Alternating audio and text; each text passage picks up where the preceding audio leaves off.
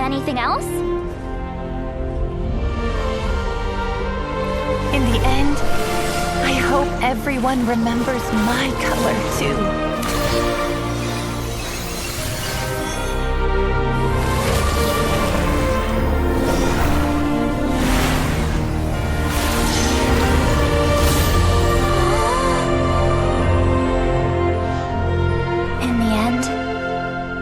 I hope everyone remembers your color too.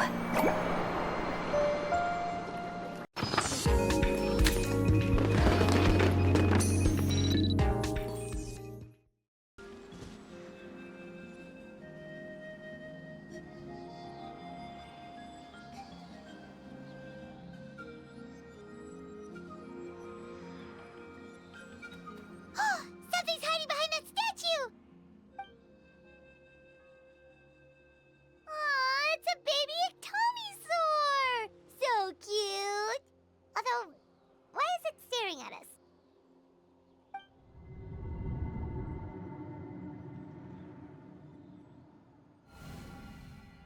Traveler!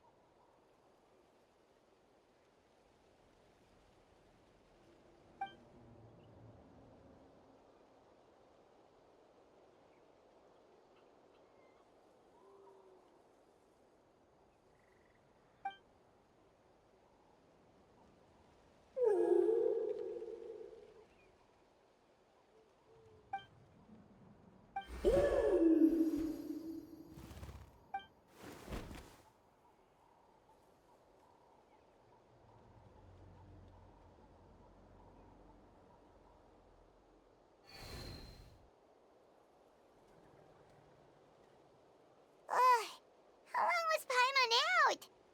Paimon locked eyes with that baby ectomisaur for like a second, and then she was suddenly pulled into this strange place with a huge ectomisaur. Any idea what happened?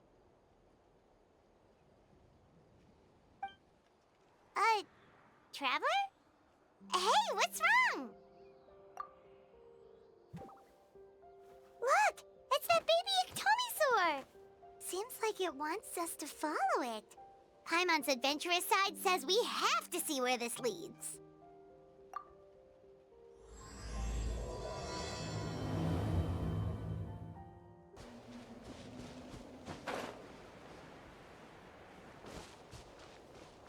Bring it!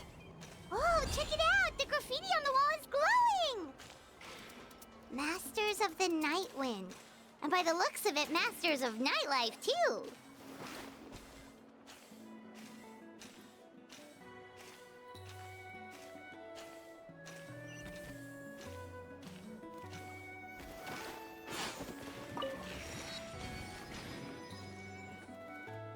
Wonder if we're allowed in here. Oh, the door opened all by itself. Taking that as a yes? Aw, the ectomisaur from earlier! It's really here! Then let's go introduce ourselves.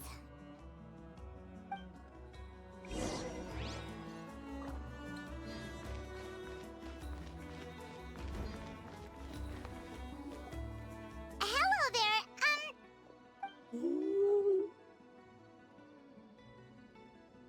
Okay. Probably doesn't understand what we're saying. Doesn't look like any cogs are turning in there.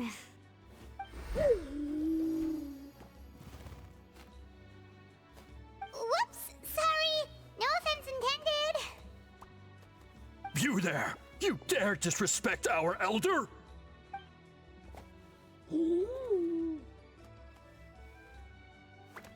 Oh, you mean... Oh, I see. Sorry, my mistake. Apparently you are here by invitation. In which case, it's my job to make you feel welcome. Some introductions are in order. I am Kaholam, one of the priests of our tribe. And this is our ectomisaur elder, the great Tlapokpokteetztatel, a living totem among the masters of the Night Wind. Whoa, that's quite a tongue twister. In truth, we usually go with Elder Tlapo for short. You're welcome to do the same. Ah, I assume you're referring to our elder's special ability. Elder Talapo has been alive for many centuries and harbors secrets that even we priests are at a loss to explain. So your reaction is entirely natural. But one thing I can say for sure is that Elder Talapo has appointed the two of you to an extremely important task. For this reason, I would like to ask you to undergo a test. What sort of task? And what kind of test? If it's all right with you, I'll take you to see our chief. He's in a much better position to answer your questions.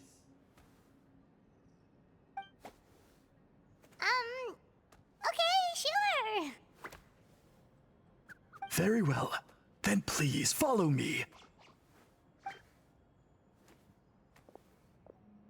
You can use this scroll to go directly to the obsidian altar, where the chief is. Don't worry, it's just one of the many mystical abilities of our tribe.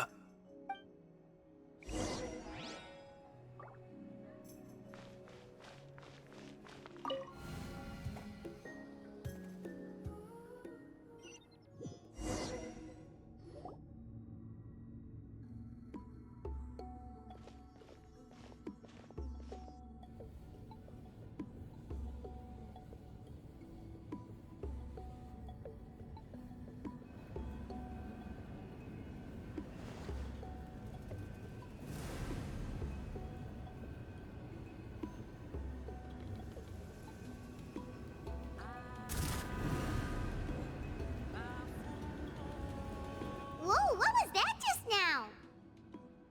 One of the routine duties of a priest.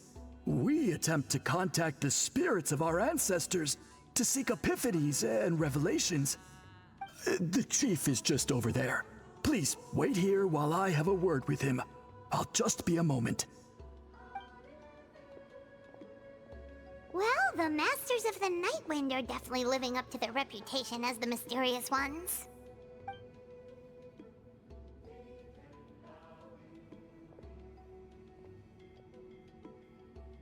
All right, I've told the chief why we're here, and now you may speak with him. Right this way. So, you two are the appointed ones. I am Chief Biram. Welcome, and thank you for your patience.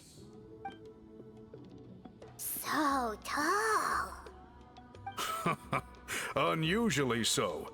Yes, I am aware, but I assure you, it's no cause for alarm. Oh, no, of course not. Sorry, Paimon just reacted without thinking.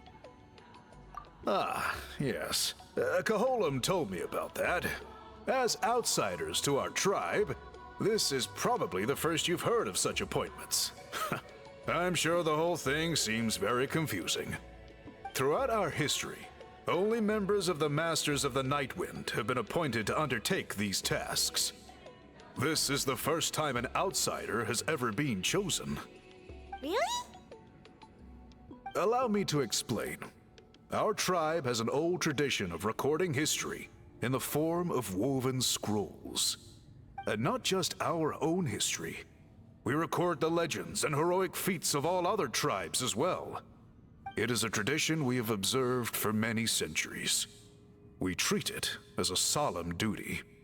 However, when a major event occurs that affects all of Natlan, we record it on a different kind of scroll, used for this exact purpose. And these scrolls can only be woven by someone of the Iktomisaur Elder's choosing. When the Iktomisaur Elder senses a major change in the ley lines, it will issue a formal declaration to appoint a creator for this scroll. Whoa, so you mean... Elder Talapo sensed a ley line change quite some time ago, but had not yet designated the scroll weavers until you arrived. Okay, but just so you're aware, we don't know the first thing about weaving scrolls. As a matter of fact, that does not surprise me at all. How come? In the 200 years that Elder Talapo has held this position, none of the appointed ones have ever been experienced scroll weavers. Does that mean 200 years of major historical events have gone unrecorded? No. They all submitted scrolls in time, yet each of them claimed it was not their own work, but a gift from the spirits. Man, this tribe gets more mysterious by the second. Yes, well, that is the part that troubles me. The notion that we have to rely on esoteric things like gifts from the spirits to record historical events of such great importance. It is unsettling. Huh. That's pretty surprising to hear, coming from the chief of this tribe. I can imagine. You probably see the Masters of the Night Wind as a people shrouded in mystery, who pride ourselves on our arcane practices. But I am something of an exception.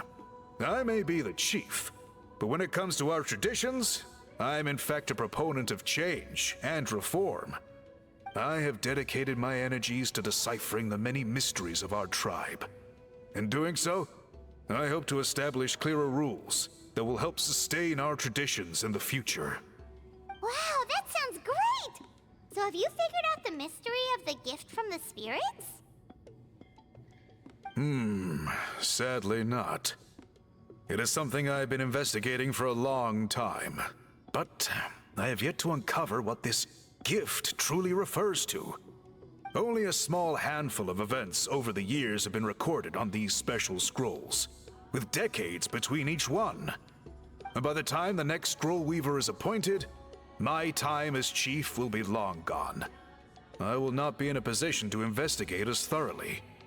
So... While I haven't gotten to the bottom of the matter, I have made some progress. But the only way I can develop my theories further is with the cooperation of the appointed ones. Precisely. It's nothing to be worried about. Simply a means of validating my current hypothesis. It shouldn't take you long, nor will it put you in any danger. I can explain everything in detail when we get to the site of the test. But first, please wait a moment while I change out of the soul-shielding cloak. This garb is one of our important cultural relics, handed down by generations of chiefs. It is only to be worn when conducting certain ceremonies.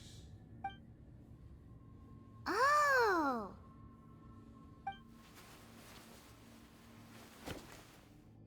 Please, follow me.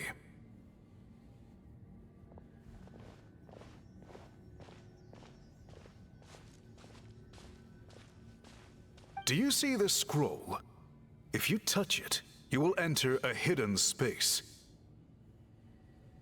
Today's test is, quite simply, to find a way to escape that space. That's it? I assure you, it's not as easy as it sounds. If you cannot find your own way out, I will of course intervene to bring you back here. But then, we will be no closer to solving this mystery. Good. Simply touch the scroll to begin the test.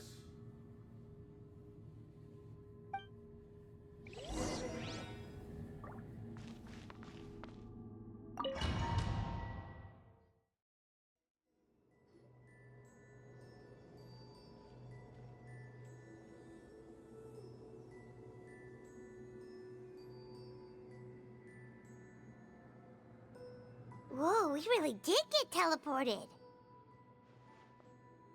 It seems like this place is completely sealed off. Doesn't look like there's an exit anywhere. Let's take a look around and see what we can find.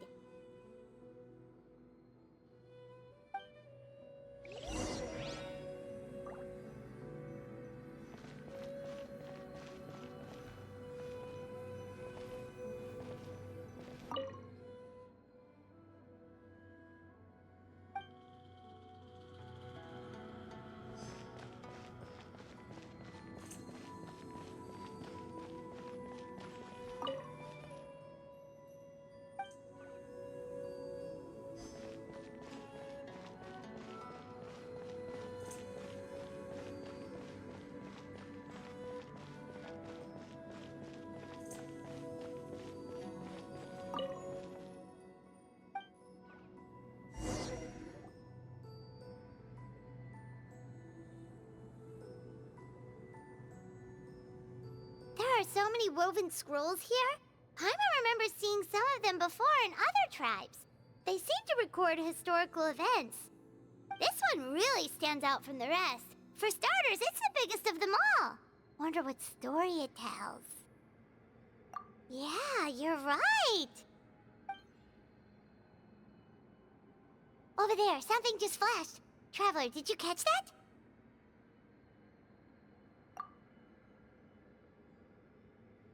Oh, right. Paimon's with you.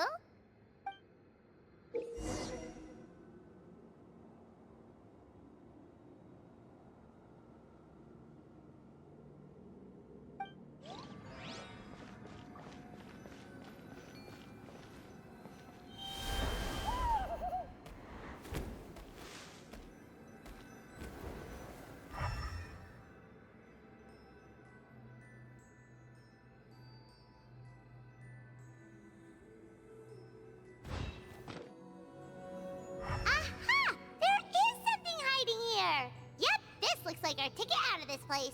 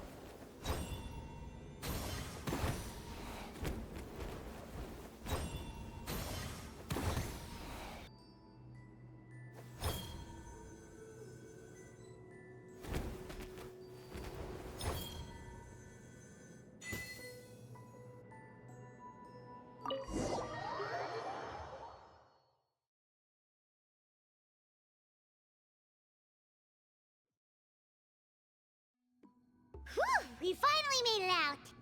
It is just as I thought. You are indeed capable of undertaking this mission. Yes. You saw many distinctive-looking scrolls there, didn't you? Sure did.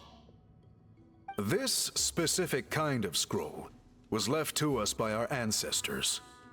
Upon investigation, I discovered what sets it apart is the use of a color not featured in ordinary scrolls. It is a most mysterious color that most people cannot even detect. I myself had to employ special techniques to confirm its existence. Yet there are those who are born with a natural ability to perceive it. And that is why I wanted to test you. You mean...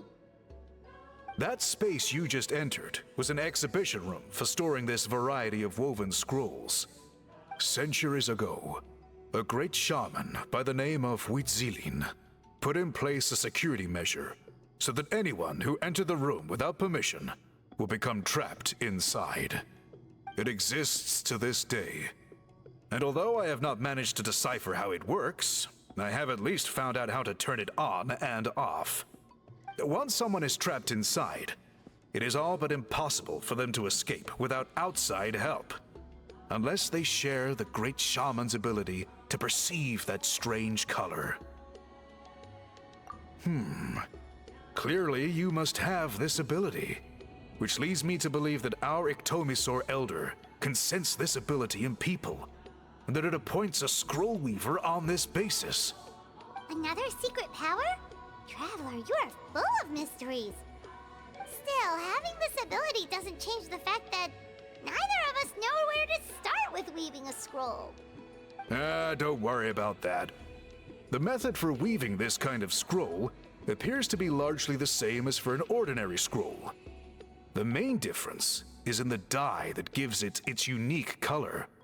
If my suspicions are correct, this dye is the key to weaving the scroll, and your special ability is the key to obtaining it. The dyeing process is also a little different from the norm, but I don't anticipate any major issues there. As long as you two can source the dye itself, I can assist with the application. Cool! Great! Then please use your abilities to source the necessary ingredients. And in the meantime, I will have someone prepare some fabric for test dyeing. We'll make a few sample pieces to test out my hypothesis. And if that goes well, we can begin the scroll in earnest. If you agree to help, you can expect to be handsomely rewarded once this is all over. So, what are your thoughts? Agreed, especially if there's a reward in it. What is the reward, by the way? Is it food? Paimon hopes it's food. Given the stakes involved for our tribe, I was thinking a substantial sum of mora would be appropriate. Surely that would be preferable to just a free meal. Mora works too. Anyway, how do we go about finding these ingredients? Are we supposed to just keep walking around Natlan until we stumble across them? Thankfully not. I've already identified a location where I suspect they may be found. And I've arranged for someone to guide you there. Your guide is waiting just outside.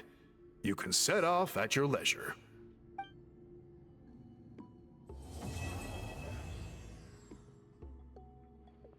Osmanthus wine tastes the same as I remember.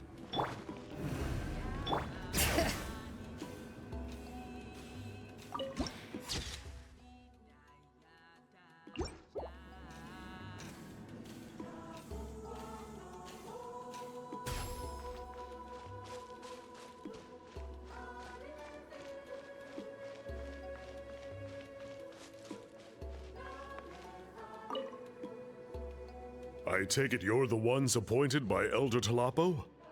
Yep, and you are... Call me Toltec. The chief asked me to be your guide for the day. His messengers already filled me in on the situation, so just follow me.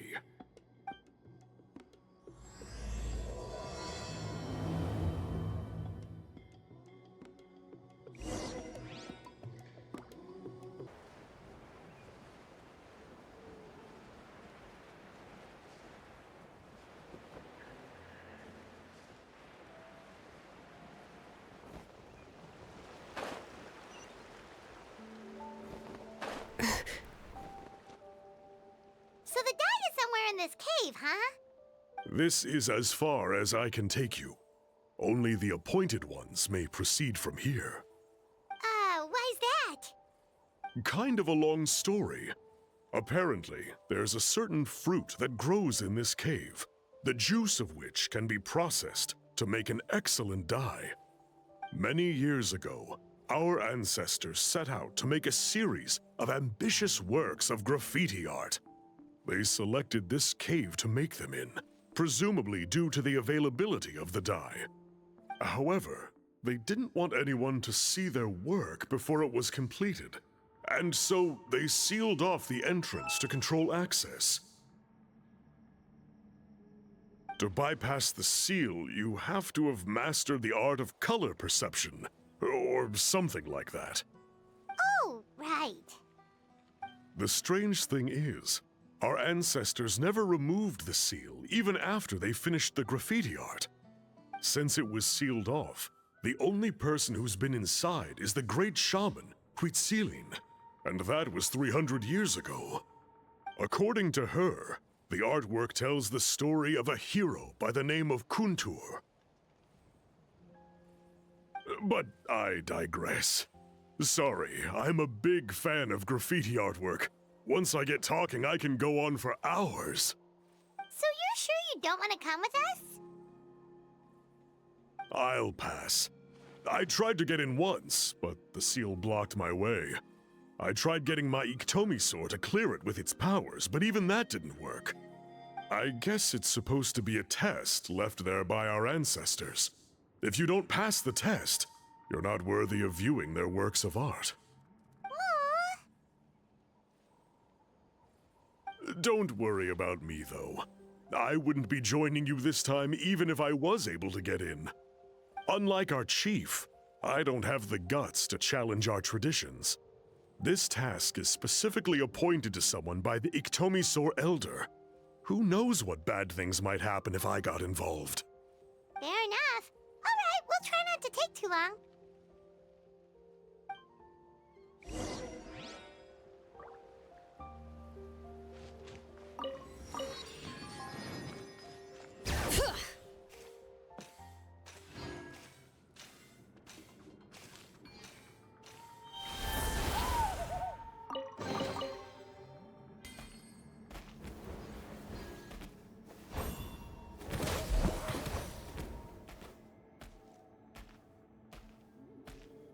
looks like there's no way past. Maybe try the same thing as before?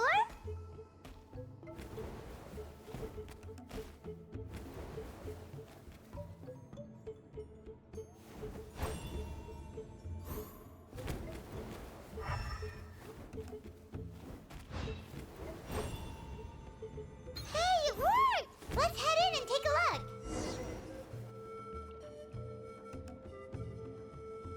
This should be the place. That fruit Toltec mentioned should be the one on the wall, right? Now the only question is, which ones do we pick? Well, go ahead, try it out!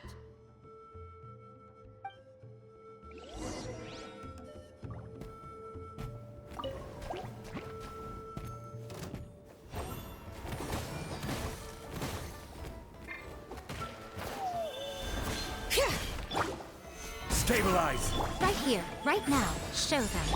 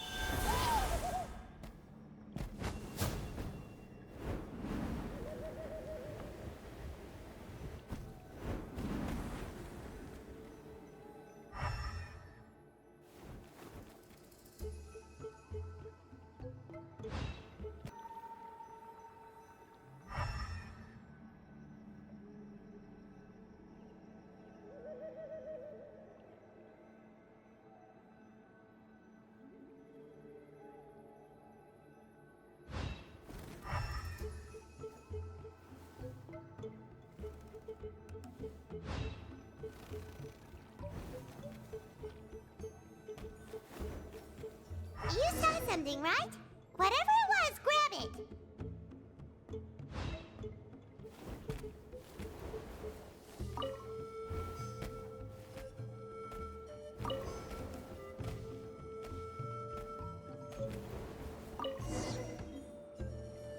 These guys' ancestors made some real works of art here. But based on what we've seen so far, it seems like there should be more to the story. Do you think maybe there's more artwork further inside? Seems kinda strange. Oh, no need. Paimon was just thinking aloud. Toltec's waiting for us, and we have a job to do. So maybe it's best if we head out now. Let's head back and meet up with Toltec.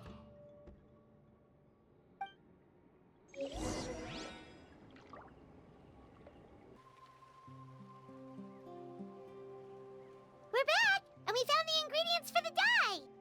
Sounds like you made it through the seal then. Our Iktomisaur Elder was right about you. It's getting late. Follow me. I'll take us back. Toltec has updated me on your progress. Well done. I appreciate your efforts. Sure thing. Here's the stuff for the dye.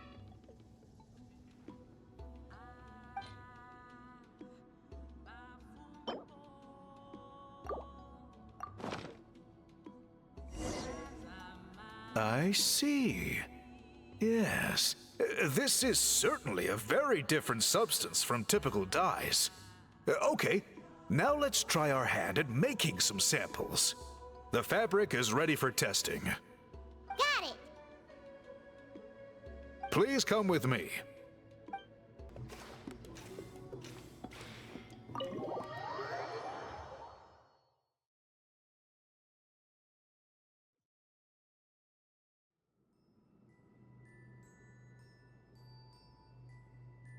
Take a look at this. It's a woven scroll made by one of our ancestors.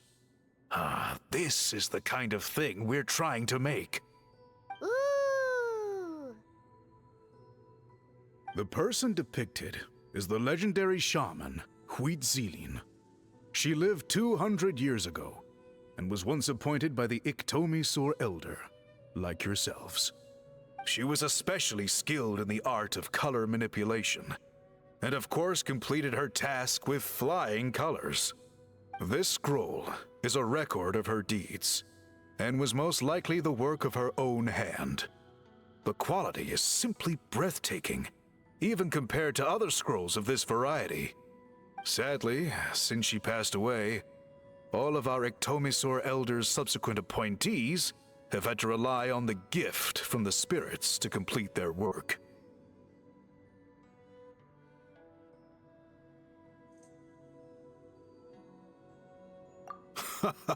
That's a good way of putting it.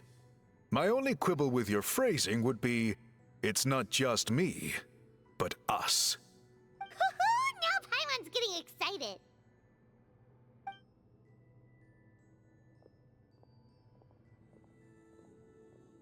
Bring out the samples.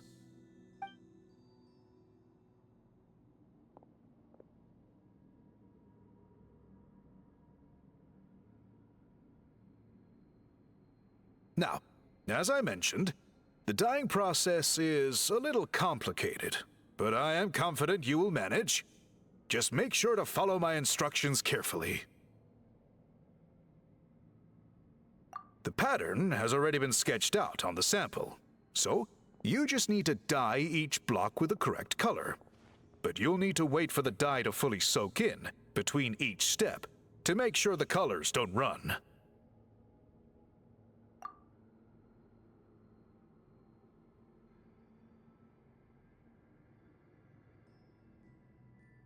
Ha ha ha! Good! The dye has taken to the fabric, and the pattern is crisp and clear. Next, apply all the remaining dye, and we should see that elusive signature color emerge. Okay, final step.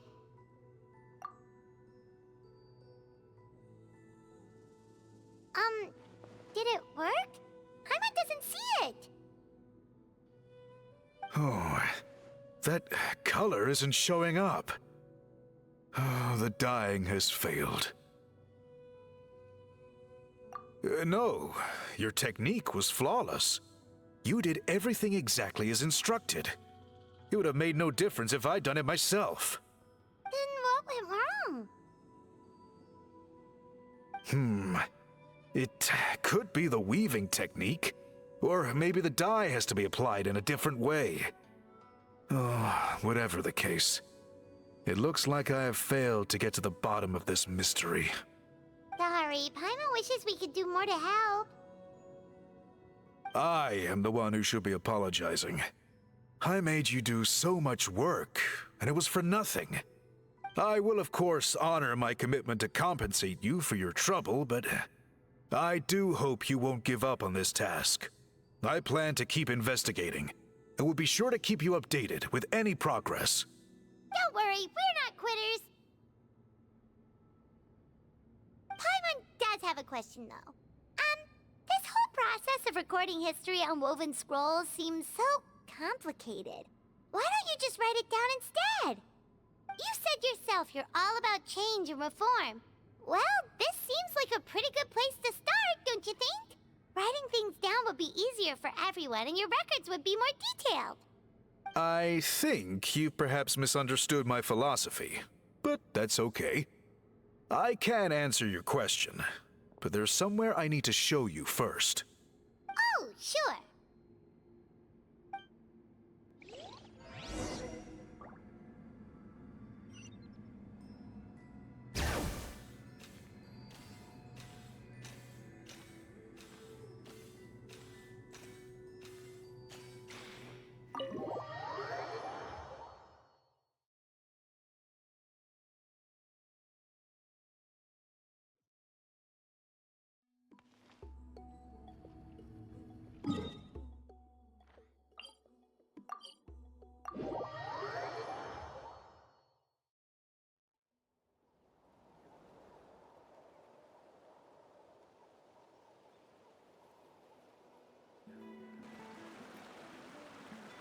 Cool.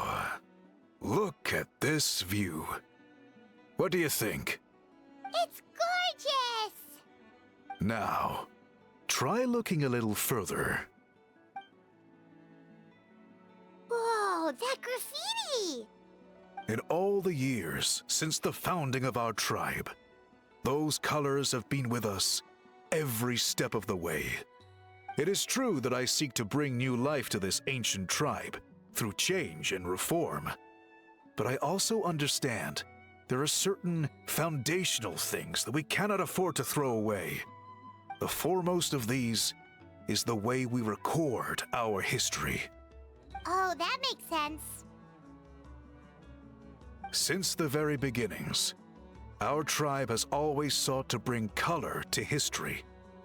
And I have a deep sense that this is one part of our heritage that we should not give up.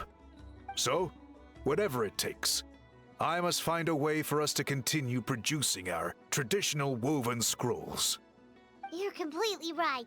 Paimon's sorry for what she said earlier. It was out of line. It's quite all right. I'm just grateful you're able to understand where I'm coming from. Then let us hope that when we next meet, we succeed in reviving this tradition.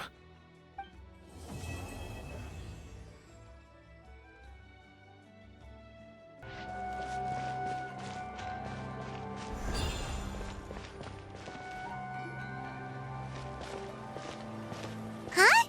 What are the Fatui doing here? That's a little concerning. Let's go over there and see what they're up to. Also, how did they get this close to a tribal settlement? Huh. All the Fatui left in Natlan are probably the captain's subordinates. That basically makes them followers of one of Natlan's heroes. Still, once a Fatus, always a Fatus. Something seems off seeing them here. Let's go check it out.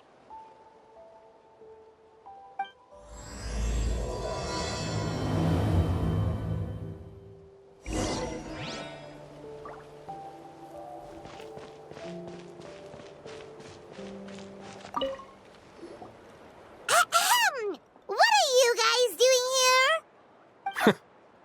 Following orders. If you have a problem, take it up with our employer. Hey, what's with the attitude? Can the Fatui even work for a private employer? This is Grudok.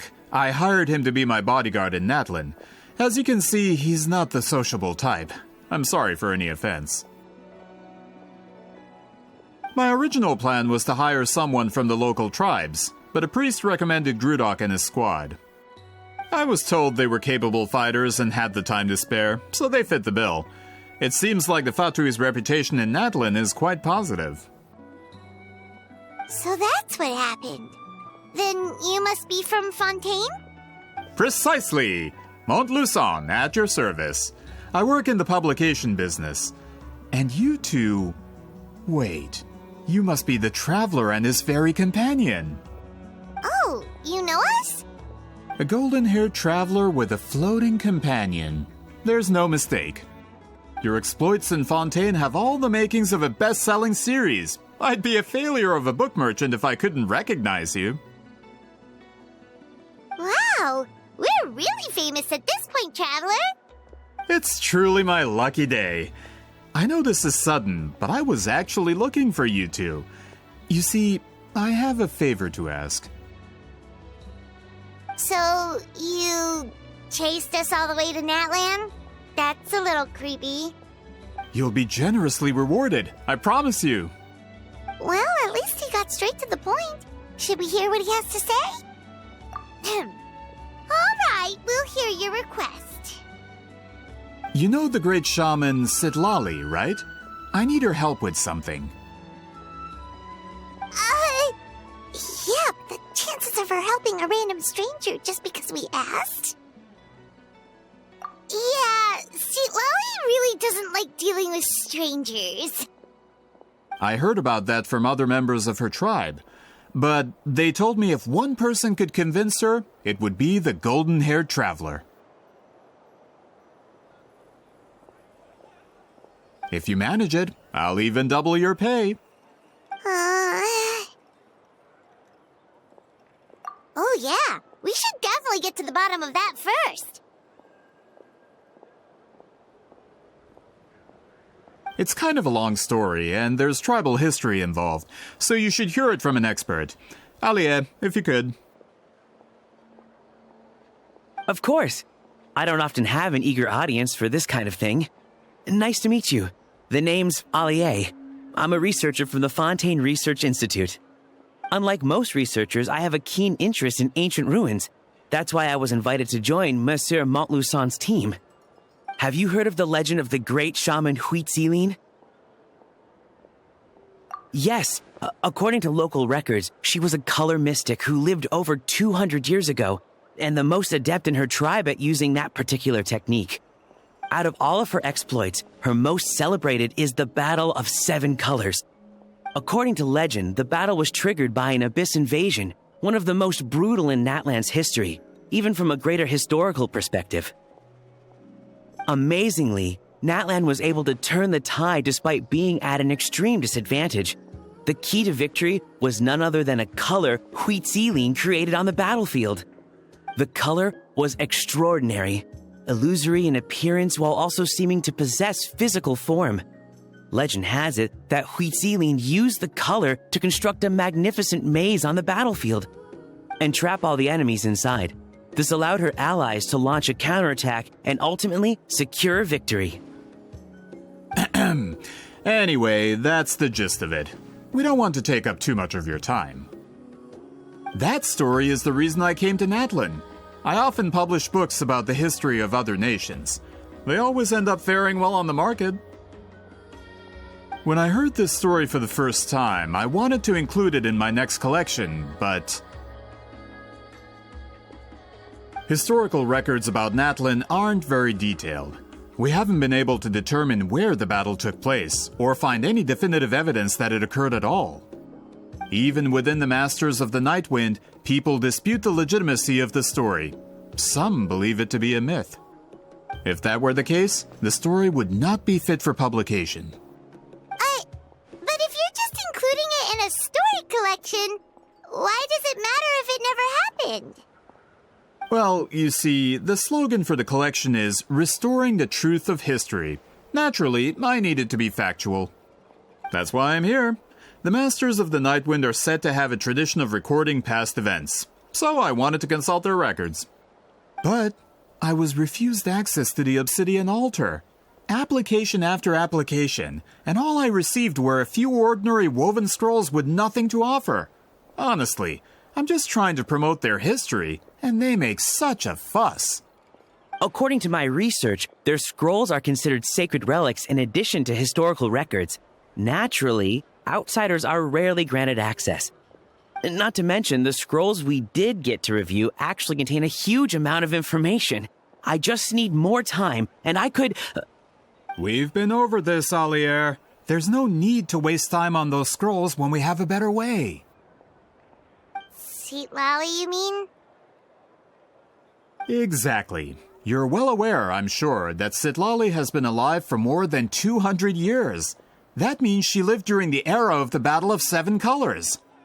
If she agrees to be my consultant, then no other historical records are necessary. Oh, that's what you want. So, what do you say? I'll quadruple the pay if it helps sweeten the deal. Well, it's not that we don't want to help you.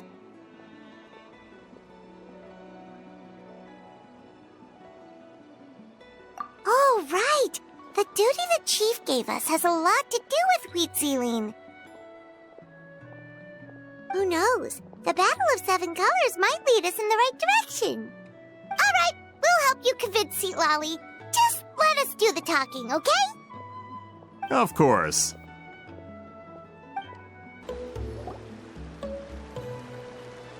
So, this is where the great shaman lives? A bit far from civilization, isn't it? I hope the person who pointed us in this direction wasn't mistaken. For someone like Seat Lolly, it actually makes a lot of sense. Is this graffiti her work too? I wonder if it's a cultural practice. If I could just copy it down, We're here for a reason, Alier. As agreed, you two can do the talking, and we'll wait for you here. Okay, we'll go knock on the door. Hopefully she's not hungover.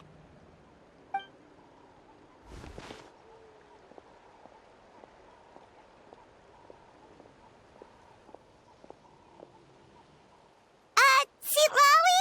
Are you there? We need your help with something! Oh, no response. Maybe she's not home. Oh, Granny Eatsley? Are you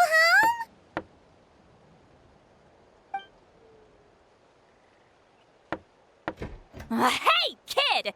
If you're here to challenge me, book an appointment first.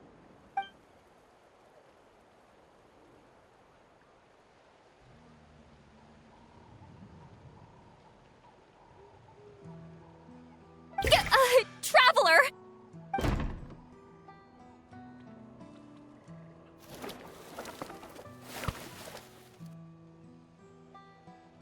Looks like we came at a bad time.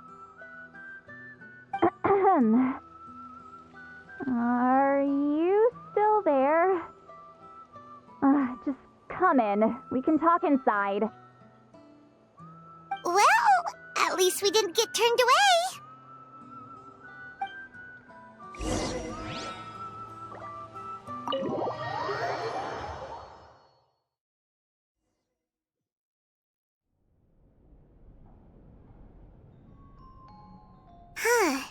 So this is where Sitlawi lives. I, didn't have time to fully clean up the place. Complain if you want. Menial housework means nothing to a great shaman like myself. Besides, in light novels, people who keep everything neat and tidy are always too boring to be the protagonists. Also, I'm not a hermit. I'm just above superficial rules of societal etiquette.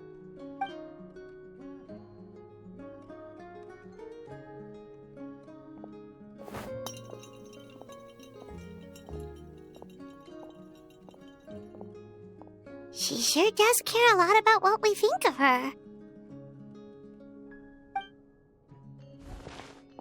Oh, and that spell I used to transfer my senses to you, you're not still, experiencing the side effects, are you? It's my duty as a great shaman to check that kind of thing. Oh, you mean when we could hear your thoughts? Nope. It's been so long, we don't have to worry about that anymore, right? Then why do I hear the traveler's thoughts in my head? What?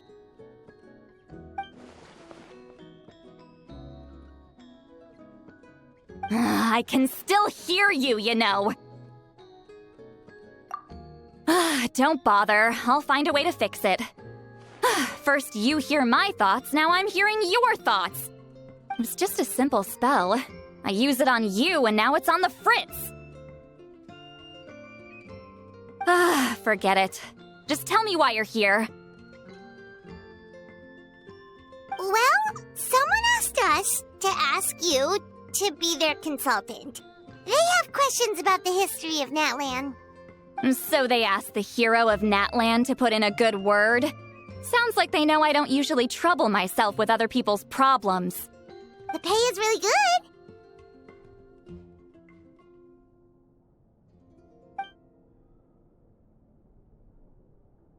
Doesn't matter. I'm busy. She sure doesn't look busy. Paimon knew this wouldn't get us anywhere. From you? Yeah! We were given a sacred duty to help your tribe weave a special scroll. Huh?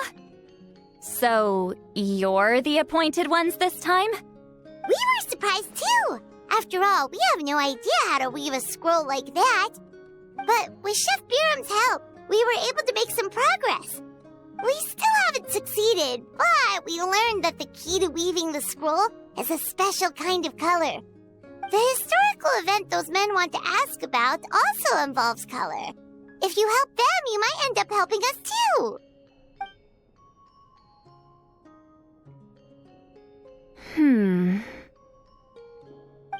She's giving us that face again. Did Paimon not explain explain things clearly? I can't decide whether this twist is completely out of the blue or if it was foreshadowed all along. Does that mean you won't help us? I need to think about it. Then there's still hope! Hey! What's the holdup? Just give us an answer already! You agreed to let us do the talking!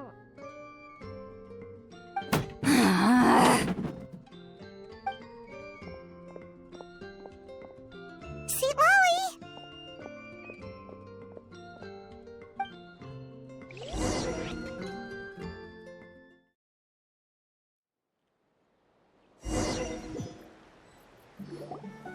Stand down, Grudok!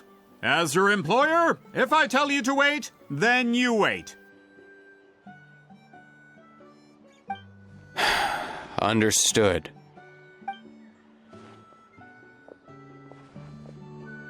You're the great shaman who's been alive for centuries? But you're so...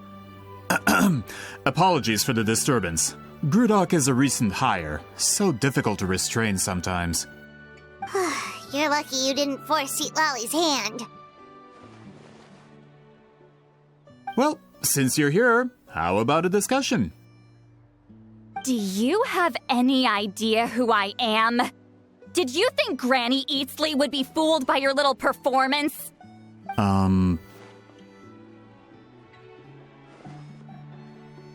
have no intention of speaking to you.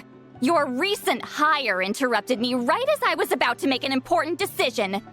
Pull a trick like that again, and I'll make your lives a living horror novel, except 10 times worse. That's all I came out here to say. Whoa.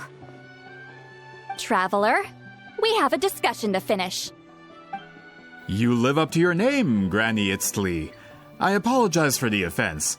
I'm just surprised the Battle of Seven Colors didn't pique your interest. You're investigating the Battle of Seven Colors? Ah, the Traveler didn't get to that part? Yes, I thought the Traveler could help me convince you. But, if I'm not mistaken, you have a personal interest in this matter, don't you? I heard that the great shaman Huitzilin was a friend of yours. You two must have been close. If I can resolve the controversy and prove the battle took place, I'll include it in my next collection. Then, all of Teyvat will learn the truth. With your support, your friend's heroic deeds will once again be known throughout the land. Inspiring, don't you think? If this is really about that duty, then... fine. I'll help you. I'm honored. Save it. I agreed to help the Traveler, not you. You'll just have to leech what you can. Well, at least she agreed to help.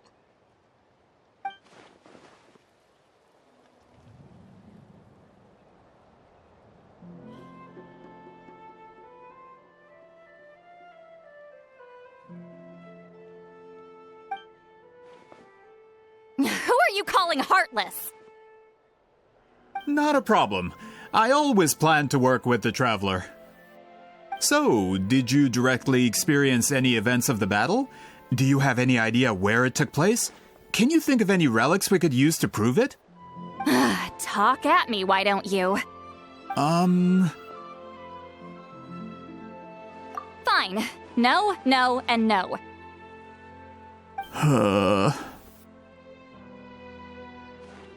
I did live during the same era as her, but that doesn't mean we experienced the same events. I've lived a long time, but I'm not a walking encyclopedia. You decide the angle of your investigation, and I'll provide answers if I'm familiar with the subject. All right. Even if you didn't witness the battle yourself, you still lived through that era. Your insights are very valuable. Alier, you had an idea about where to start, yes? Oh, well, my plan was to consult the members of the tribe in charge of recording history. Then, let's start there. Traveler, what do you say to officially working together? After all, it appears I can only get Miss Citlali's help through you.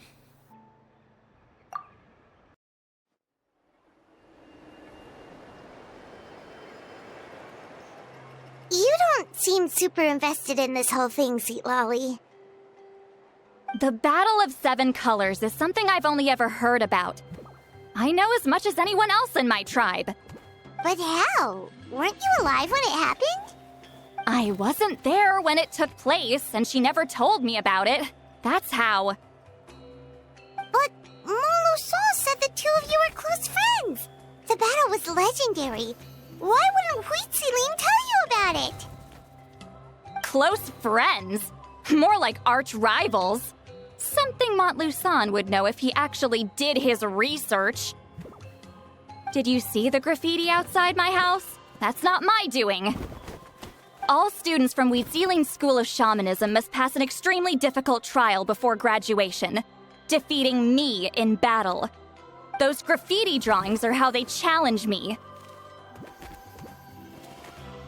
Of course, none of them ever succeeded. So, after Huitziling's death, her students had no choice but to modify the requirement. Instead of defeating me, all they have to do now is last long enough. As my rival, Huitziling only had one achievement that surpassed my own, and that was the Battle of Seven Colors. I can only assume she had some kind of secret technique at her disposal.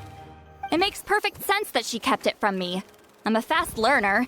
Telling me about the technique is no different than handing it to me on a silver platter. As if she would give away her one advantage. Oh, that makes sense. Anyway, all of that is secondary. Like I said, I'm only here to help you fulfill your duty.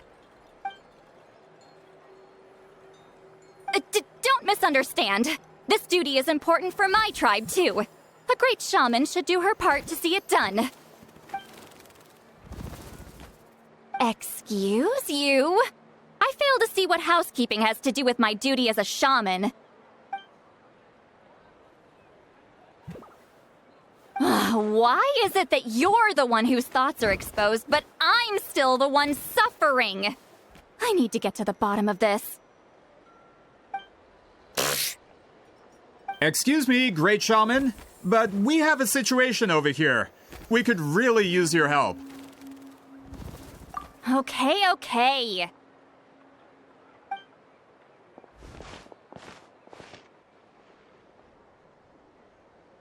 Of course the Battle of Seven Colors happened. The woven scroll proves it. Huitziling used a mysterious color to construct a maze and trap the enemies inside. That's just your interpretation. There's more than one way to understand that scroll. Besides, constructing a maze out of color is ridiculous. Huitziling was one of the most powerful shamans of her time. She definitely could have pulled it off. That's the biggest problem. She had students. Why not pass it down? A technique that powerful? And no shaman since has ever used it? Her students are keeping it a secret, of course. If you knew a technique like that, you'd be a fool to show it to just anyone.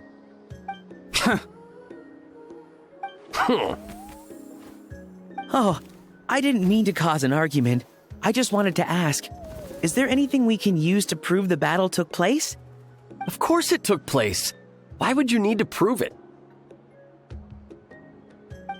You'll have to excuse him. Some people in our tribe insist on clinging to outdated views of history. I'd give up now if I were you. It only gets more ridiculous from here. Please don't fight. Wow, so the battle really is controversial. Am I the outdated one? Kids these days can't find anything better to argue about? These arguments are precisely why I hesitate to include this story in my collection. Neither side was able to offer anything useful. What should we do?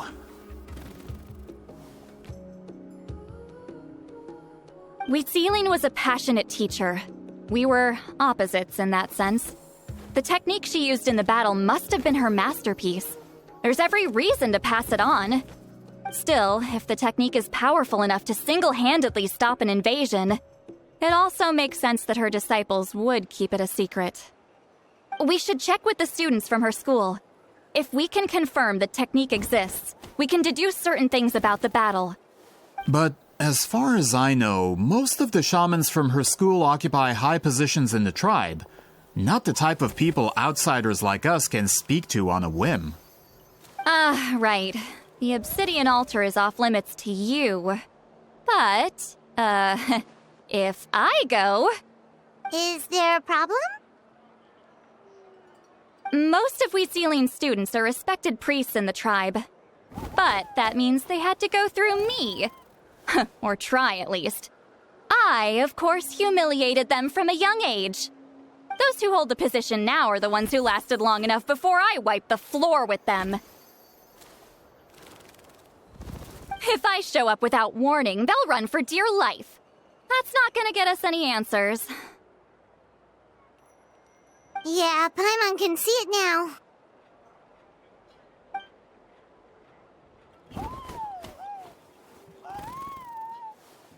Hey, don't jump to conclusions. That was just a metaphor. Only you have the guts to joke like that with me, Traveler. Fine, I said I'd help, so I'll help. But don't blame me if it goes wrong.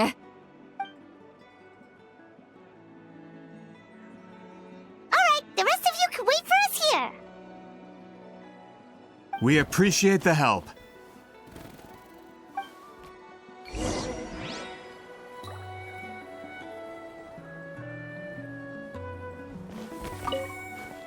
Miss Sitlanli seems rather reluctant to help. Maybe you could talk to her a bit more. I'll reward you for the trouble.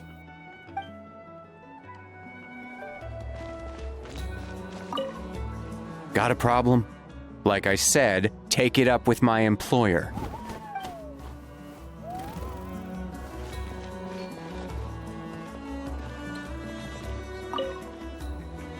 Natlan's history is full of intriguing mysteries. It's too bad I can't talk to those priests myself.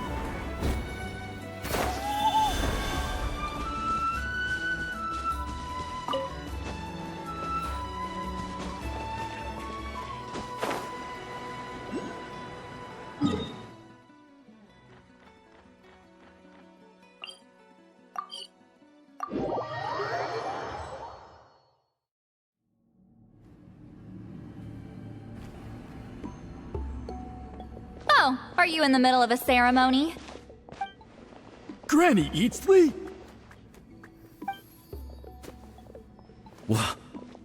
What is she doing here? Did some coward not show up after challenging her to a fight? Or is she here to officially take over the tribe? Whoa.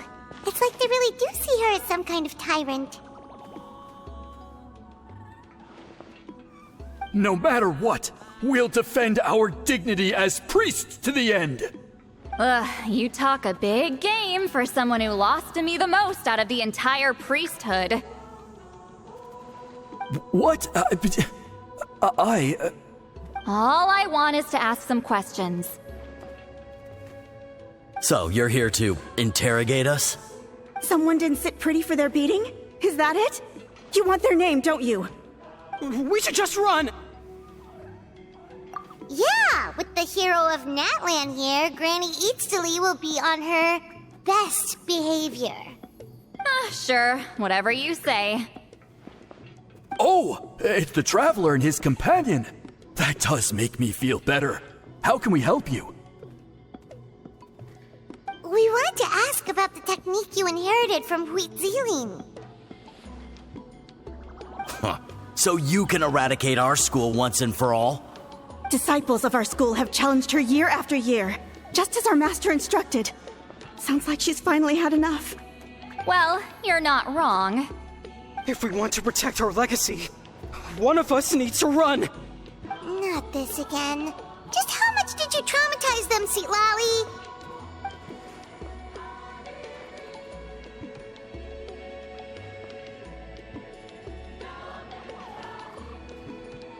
Hey!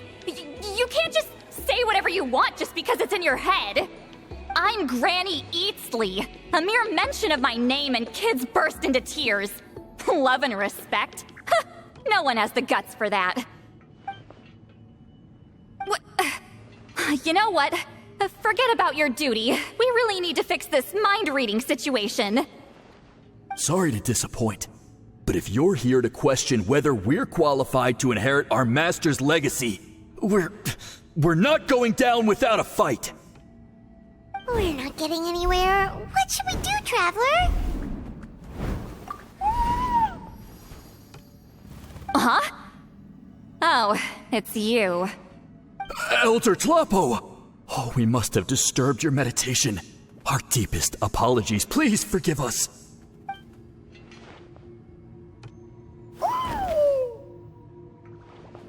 Did Elder Tlapo just issue a declaration? From what I can tell, in a single word, the message was... friend? Is Elder Tlapo telling us to treat Granny Eatsley as a friend? That's not possible, is it? Oh, you forget yourselves, my friends. You are esteemed priests of our tribe. Where are your manners? But Chief! I didn't expect to see you here, great shaman. My sincere apologies for the lack of hospitality. Well, I wasn't exactly planning to come to this crowded place. So you can save the pleasantries, Chief. I'd rather get this over with. Understood. Now, as successors of Huitzilin, I understand your friction with Granny Eatsley.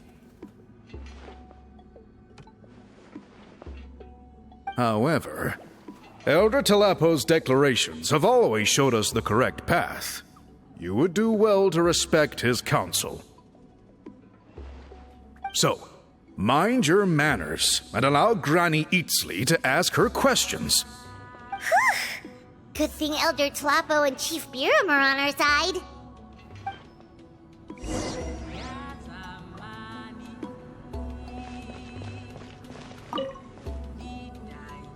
Hi there, Elder Tlapo! Hey, he seems pretty happy to see us. He's the one who put you in charge of the scroll, right? Yeah, Elder Tlapo appointed us to the task. Elder Tlapo, huh? He's still Claw to me.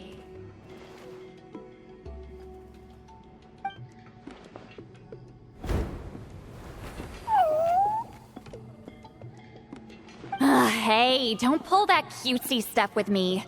You're an Iktomisaur Elder now. You occupy an eminent and important position within the tribe. So, you already know each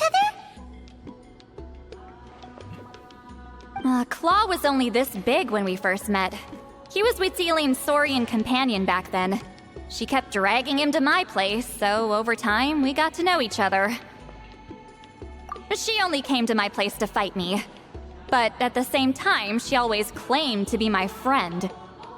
She was the only one who dared to try, at least. Well, you've lived a long time. You've probably made a bunch of friends over the years, right?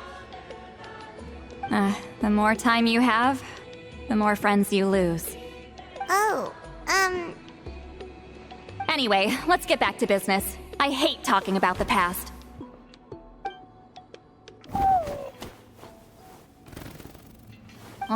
200 years and you still haven't given up, Claw?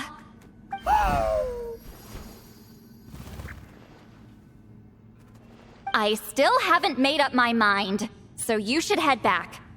Traveler, Paimon, let's go.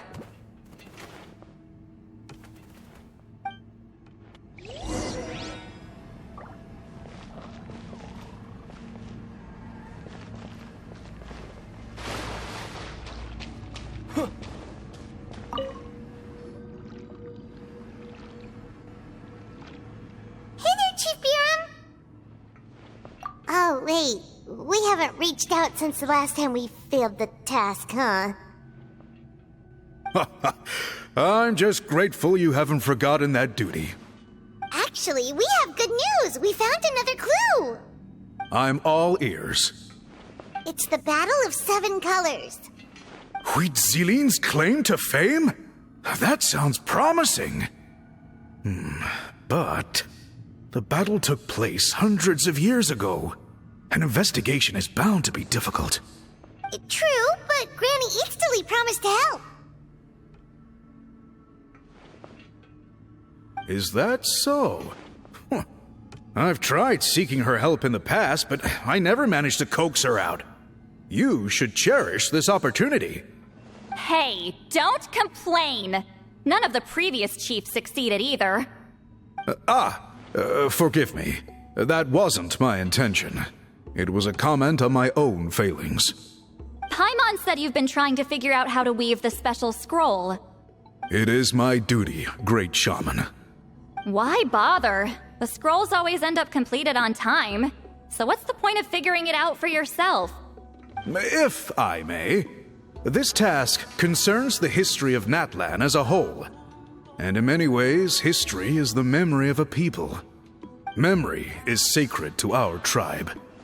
I'm sure a great shaman understands that better than a humble junior like myself. Something this important cannot be left to baseless rumors. I know you don't concern yourself with the daily affairs of the tribe, Granny Eatsterly. Even so, as a priestess, I trust you wouldn't leave something like that to chance. I get your point. Of course, the one time I wish you could read my mind, it doesn't work. No, that's not it! Huh? It's not important. Rest assured, Biram, with my help, the Traveler and Paimon will definitely be able to complete the task. Haha. You have my thanks, then.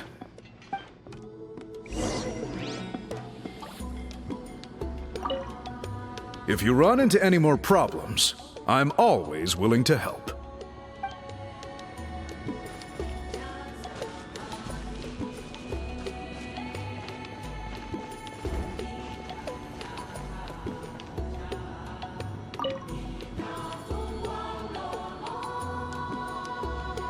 Huh.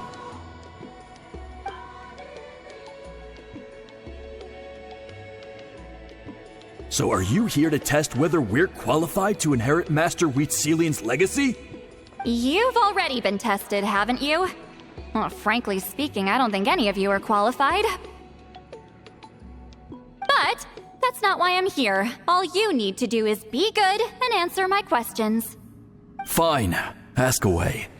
You've heard of the Battle of 7 Colors, right? Of course. It's our master's claim to fame.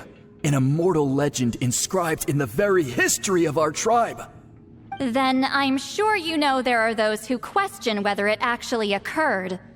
I did hear people arguing about that the other day. It's disgraceful. How can they question something like that? It doesn't surprise me.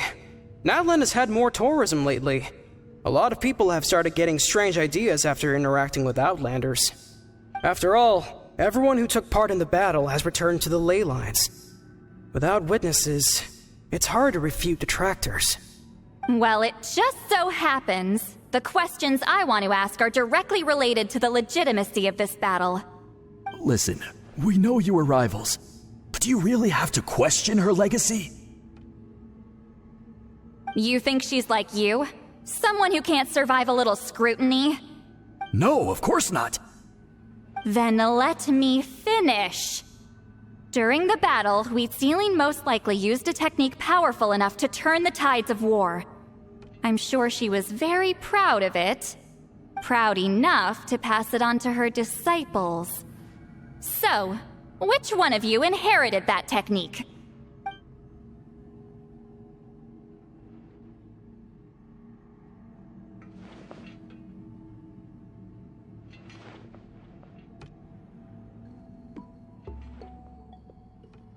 I don't think any of us have heard of it.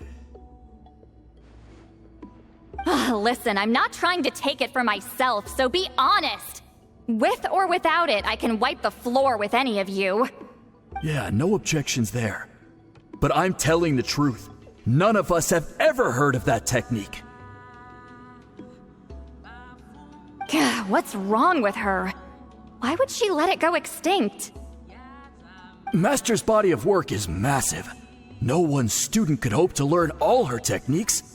Mastering just a few already takes a lot of effort. Master had no choice but to recruit many students, split up what she knew into different portions, and pass it down through various individuals. So even though we see ourselves as representatives of Wheat Zealin's school of shamanism, what we know isn't the sum of her legacy. Actually, I know of a shaman family that inherited some of Master's techniques. The family fell on hard times and lost the right to the priesthood. Still could be worth a shot. But if they inherited Wheat Zealin's secret technique, shouldn't the family be thriving? Well, it's the only thing I can think of. All right, give me their address. I'll mark it out on your map. To be honest, I'm not optimistic about the future of this investigation. That's because the request came from you. You don't know the power of your own words, do you?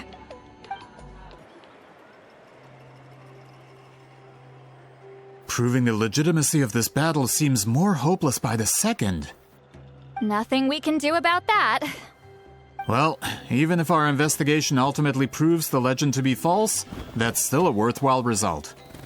Although I'm here for business purposes, I have a personal interest in this as well. I'm drawn to matters of historical truth.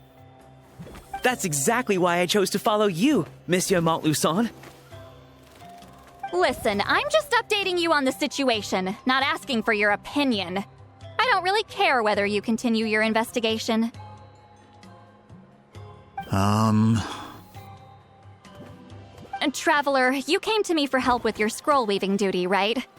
You thought looking into the Battle of Seven Colors could give you answers. That's understandable. But based on our progress, I'd say this is a dead end. Instead of wasting time, you might consider taking a different approach. I'll try to think of another way to help you. Respected Traveler, let's not forget about the compensation I promised. You shall have it in full. Extra, if that's what it takes. What makes you say that? Yeah, based on what you've told us so far, it kinda seems like there's unresolved tension between you two. You think so? She claimed to be your friend, but picked fights with you non-stop, and never told you about her biggest accomplishment. By figuring out the truth behind the battle, maybe we can finally help you get closure. Closure? I'd say we're 200 years too late. But fine, if you want to keep investigating, be my guest. Ah, that's wonderful news. Alright, let's go visit the shaman family.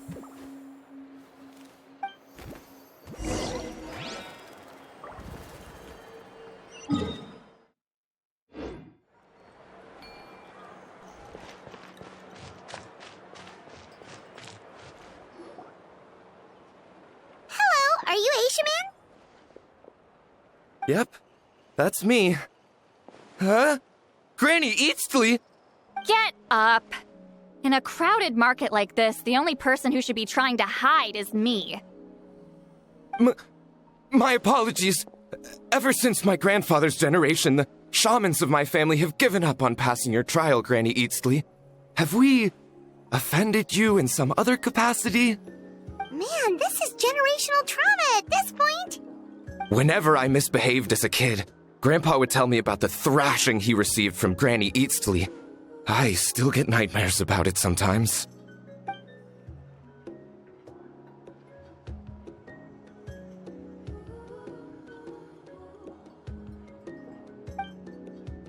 Hey, don't get any funny ideas. This was your idea, remember? Keep asking your questions. I'm going to find somewhere quiet to wait.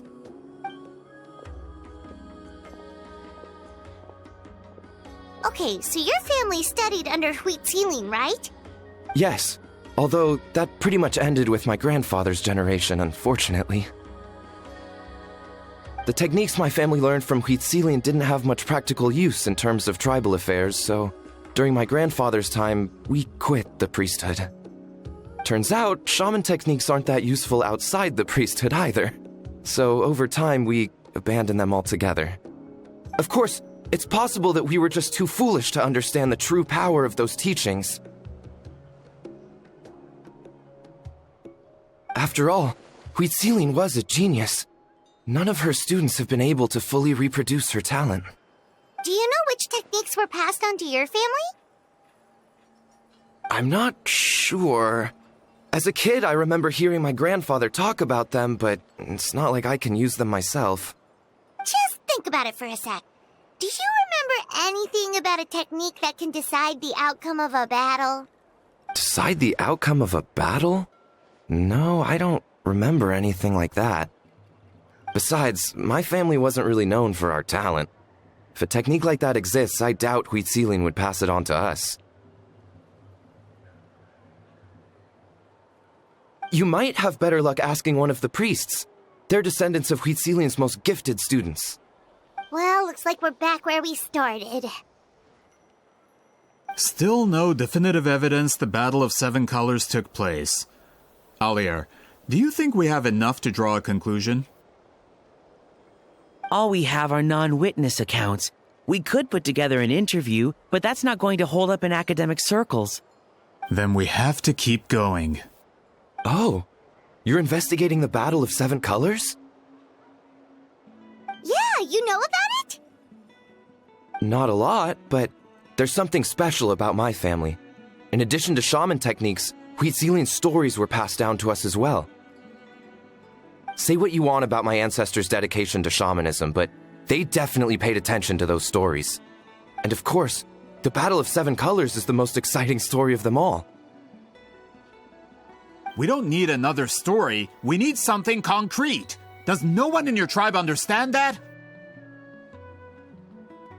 I'm not sure if this is helpful, but the story passed down in my family is a little different from the one told in the tribe. Really? Well, it's Huitzilian's personal account of the event, so it's a lot more detailed.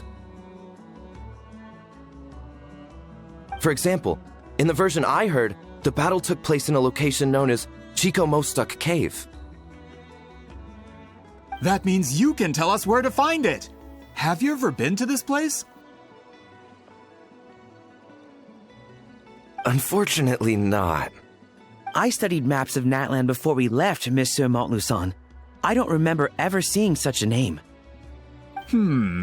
Could your ancestors be mistaken, Mr. Eshemin?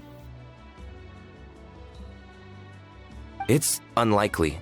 My family may have let the shamanism side of things fall by the wayside, but we're serious about these stories. In the words of my grandfather, some things deserve to be passed down more than secret arts. If Huitzilian's version of events differs so much from the general understanding, that makes it even more likely the battle is completely made up. Yeah, that's disappointing. Oh, hold on. You mentioned the Chico Mostuk cave? Oh, yes? Can I clear something up for you? It's been more than 200 years. Huh. I never thought I'd hear that name again. What do you mean?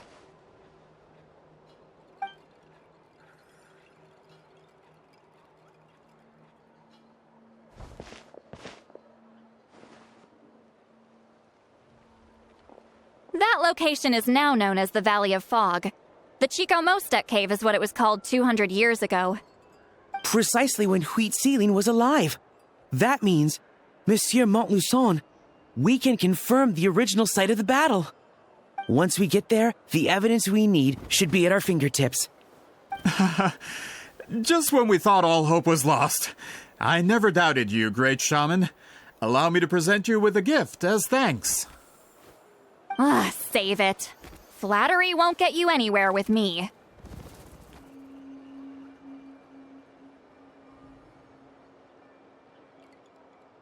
Wait!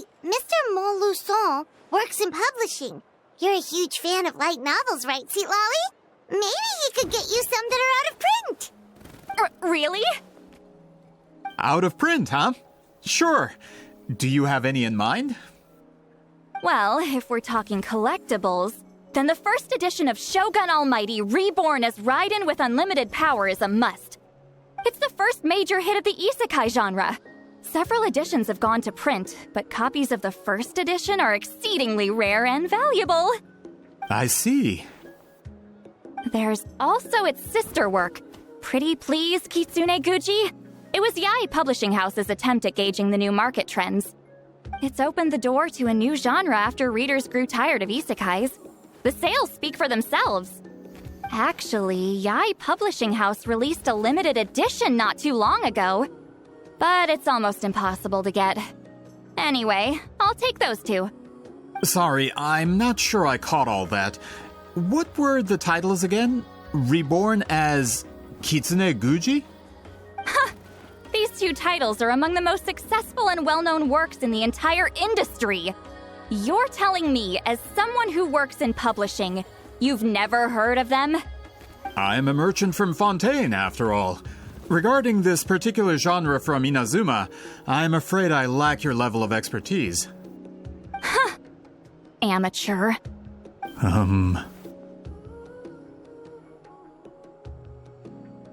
Of course. Sounds like a perfect arrangement. Now, there's no time to waste. We should head to the site of the battle right away. Once we get there, it'll take a bit more work to determine the actual location. Right now, all we have is a general idea. Well, I'm sure Miss Sitlali can help us with that. Have you even looked at the time? It's already evening, and I have important plans tonight. You expect me to work through the night? Well, what do you think, traveler? Okay, we'll find a place to rest for the night. When should we meet tomorrow? He's persistent, huh?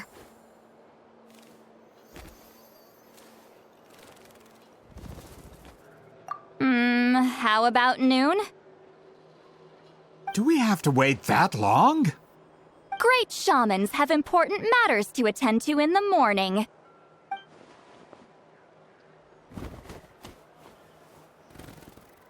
That's only because I have important tasks to complete at night.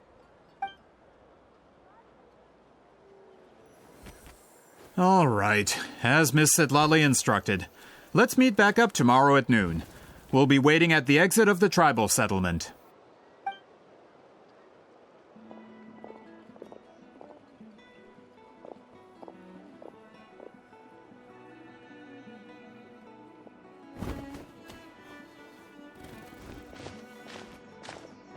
Sorry, I just wanted to ask, is Granny Eatsley satisfied with my answer? Yeah, of course. You really helped us out. Oh, good. I'm glad I didn't offend her somehow. You're really that scared of her?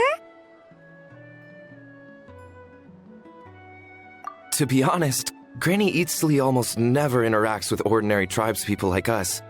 Everything we know about her comes from rumors. She's a powerful shaman who's lived for over 200 years. As a great hero, you're probably the only one who isn't intimidated by her.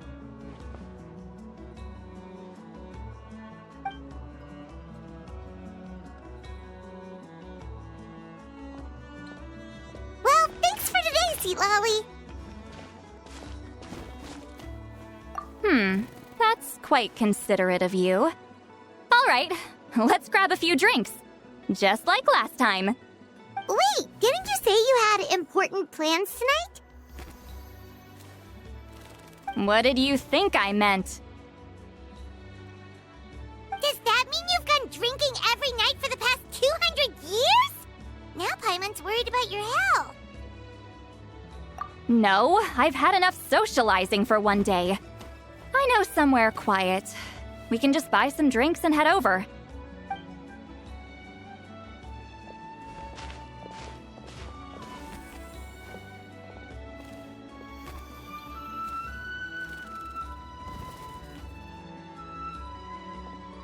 Which will also give us a chance to solve the mind-reading issue. Considering the necessary spell work, I'd rather do it in private.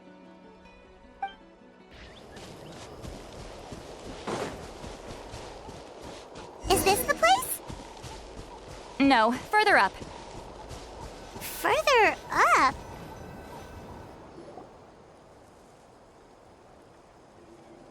Whoa, this is like a secret base! Sometimes I want the fresh air, but not the company. So I come here. Let's see if my stash is still here. Ah, great! The halberd crest birds didn't eat my snacks.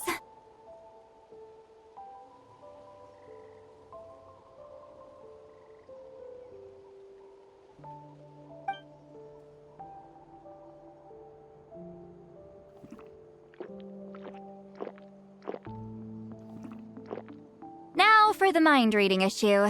Give me your hand. It might take a little longer, actually. I just need to share my senses, make a clean break.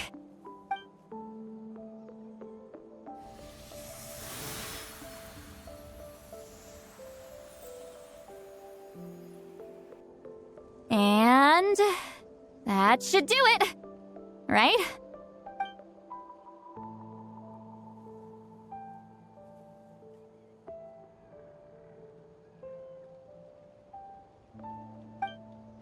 You're not wrong. Hold on! Why do I still hear you in my head? Oh, did I not separate our senses completely? Maybe using my palm isn't enough? Close your eyes.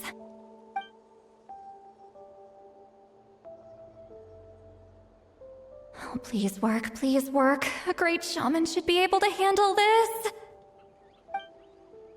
Okay, what about now?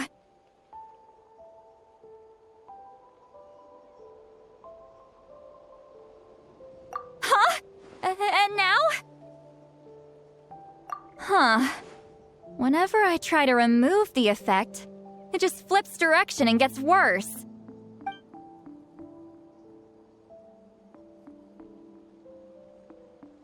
That was just to help with the spell. Ah, shoot. I still hear you.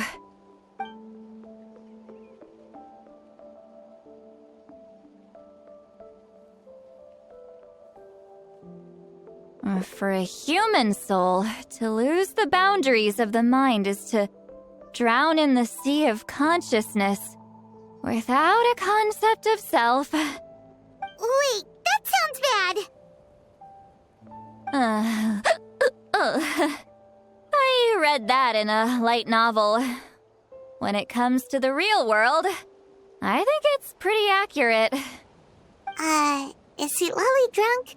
She's not making much sense. Anyway, we'll just have to leave it for now. Hearing the traveler's thoughts isn't that bad, right? You should just tease him. That's what Paimon would do.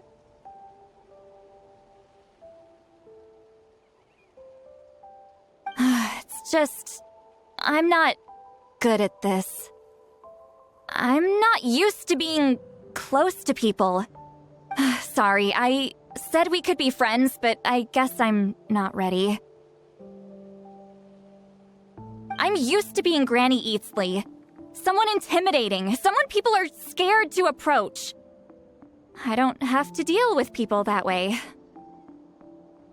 Yeah, Paimon's been wondering.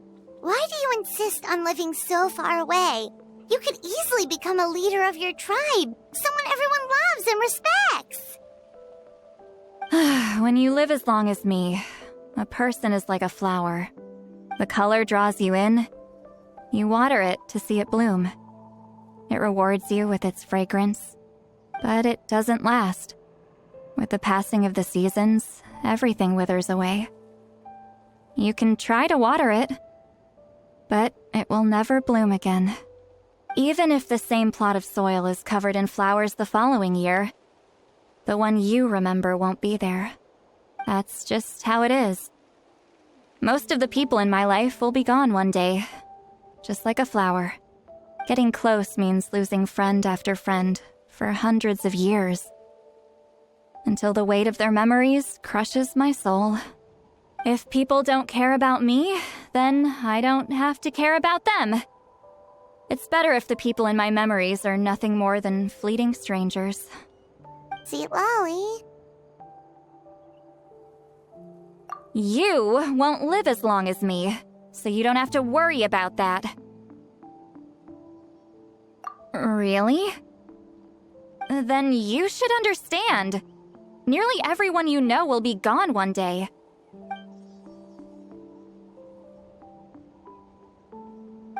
Traveler?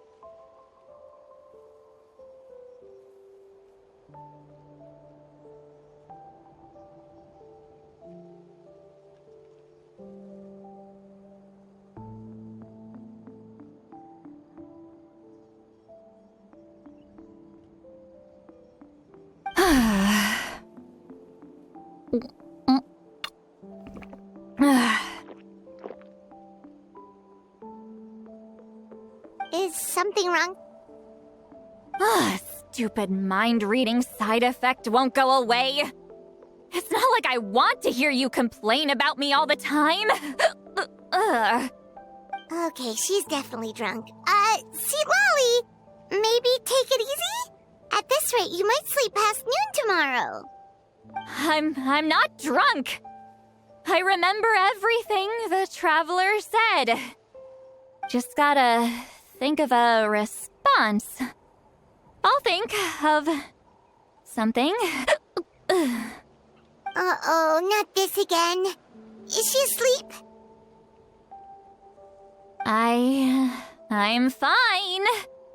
Can get home by myself. Is she talking in her sleep or talking to us?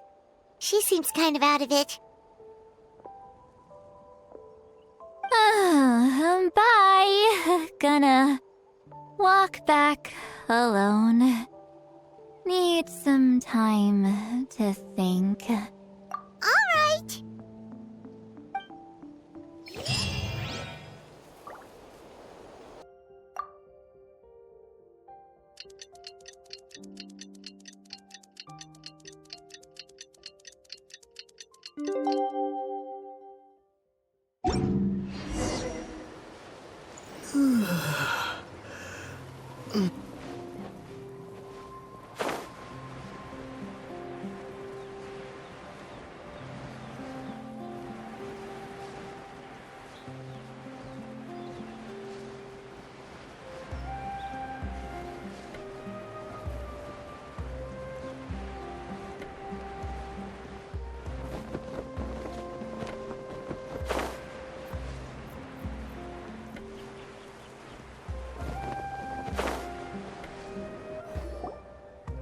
This should be the place we decided to meet yesterday. Who knows if Sweet Lolly will show up on time. She drank so much last night, she might not even be up yet. Ahem. Sweet Lolly! No need to sound so surprised. Drinking is just a way to pass the time. I mastered the art of moderation long ago. Last night doesn't count. It was a minor slip-up, that's all. Anyway, I gave everything a lot of thought, and I think you're right about something. The Battle of Seven Colors holds the key to a lot of the answers I've been searching for. So that's why you're here so early. Traveler, great shaman. Sorry to keep you waiting. Shall we head out?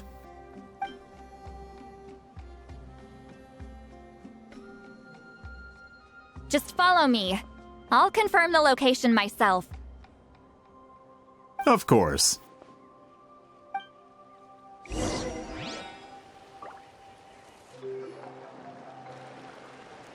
This should be it.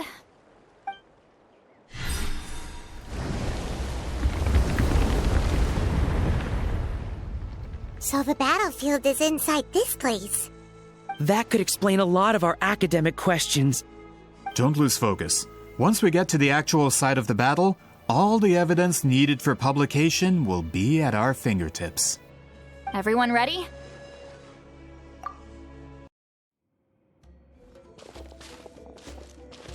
So the Abyss invaded through a cave like this? When the Abyss first began to corrode the ley lines, they took every opening they could get. All the items here should be useful for our research. You're not to touch a single one without my nod of approval. I don't support invasive excavation techniques either. Ah, of course. I'll defer to the experts on this matter. Well, shall we continue?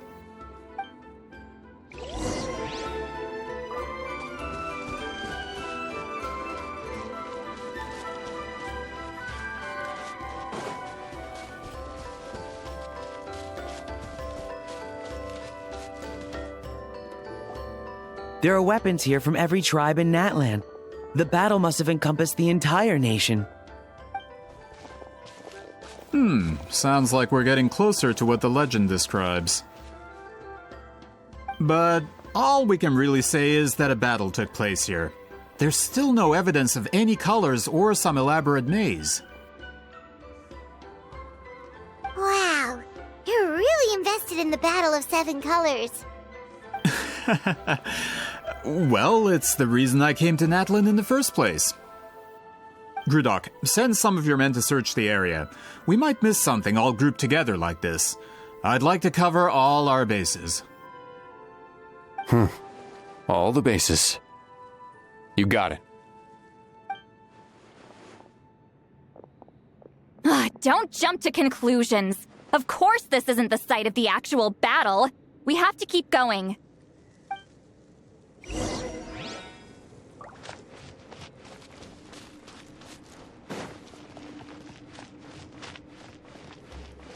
This wall is in our way! I might have an idea. Traveler, try removing that sphere.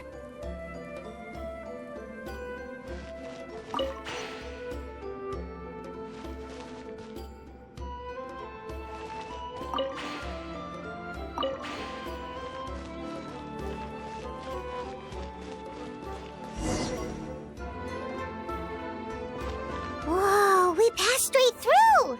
What was that? Some kind of color magic?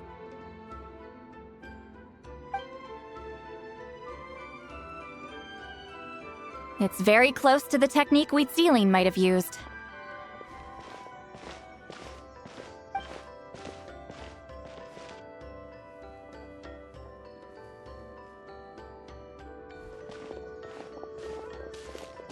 That's it? Doesn't quite compare to the scale described in the legend. Still, what a terrific archaeological find. Enough chit-chat. We should keep going. The deeper we go, the more we'll find.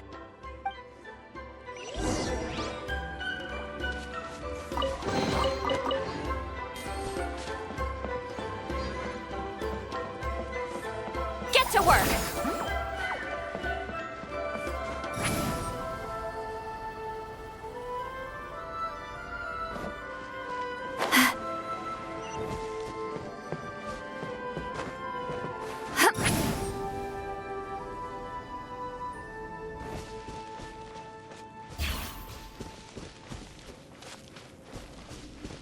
Hold on. If we step here, we might fall through. You mean there are traps in here? Remember how we were able to pass through the wall just now? It must have been because, on our person, We were carrying the same color as the wall. Let's put the sphere down and see what happens.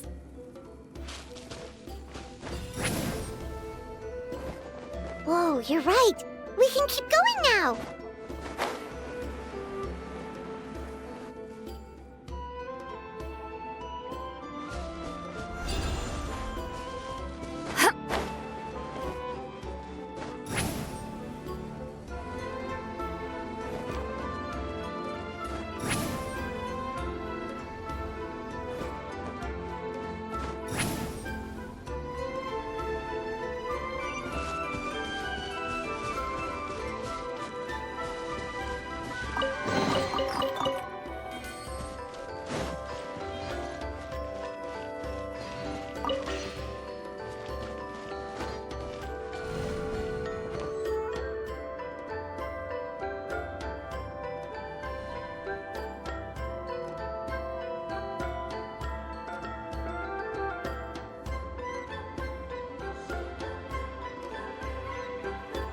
Wait, what was that?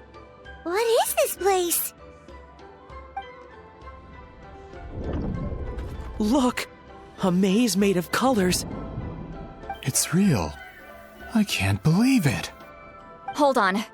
The quality of this space. This isn't reality. It's a realm of memory. Huh? No. This is a space constructed using memories as a medium. The principle is similar, but the two are not the same. Correct?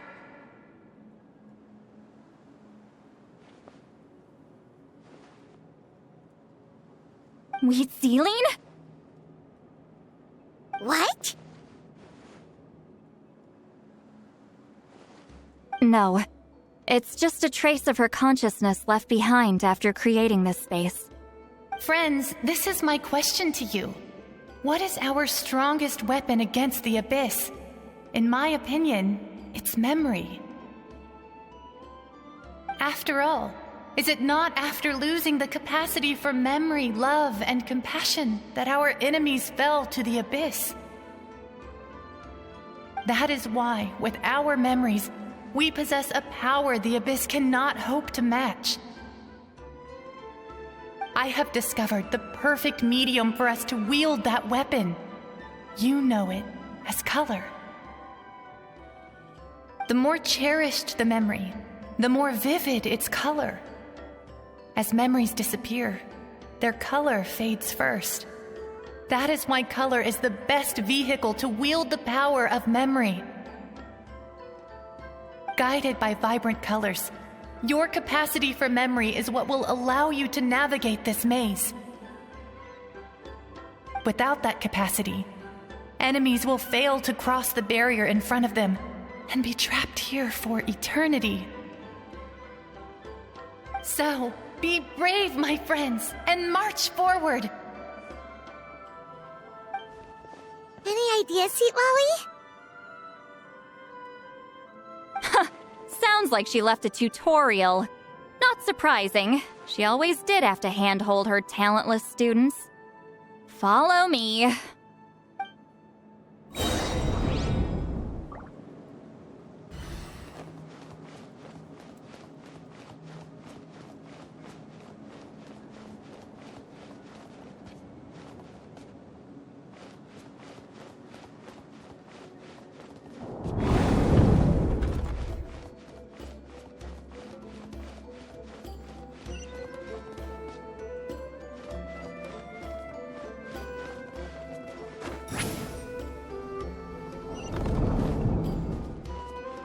Return to the skies!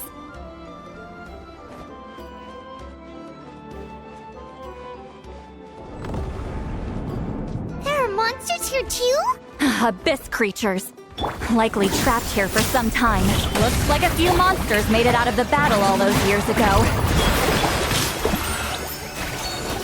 Animal hypostasis simulation. Absorption test. Sakura swirl. Show no mercy! Suffer the wrath of Eastleigh! Ha!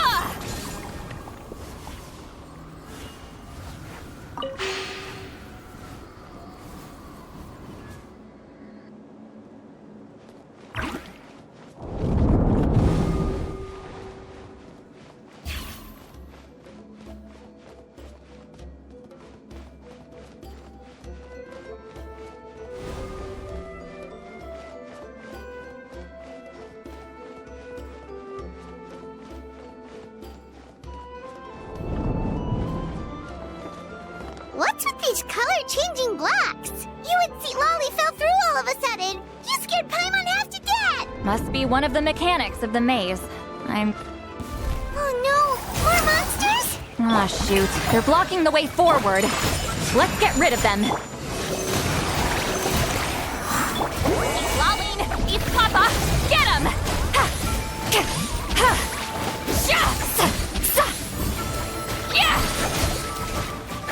Show no mercy!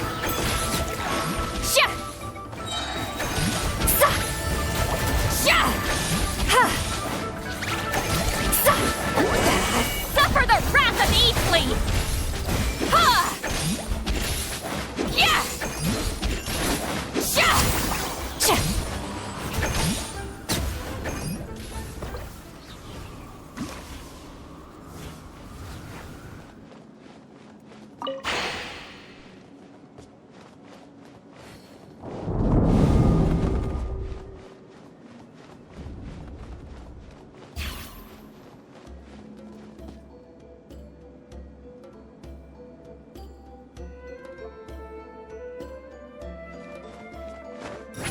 This place is so pretty.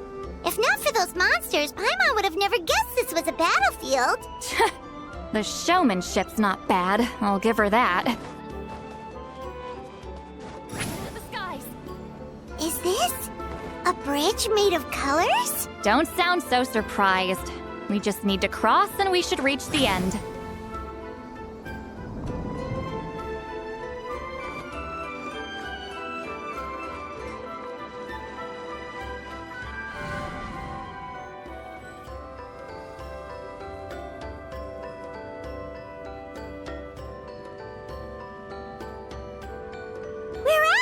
Looks like we made it through the maze.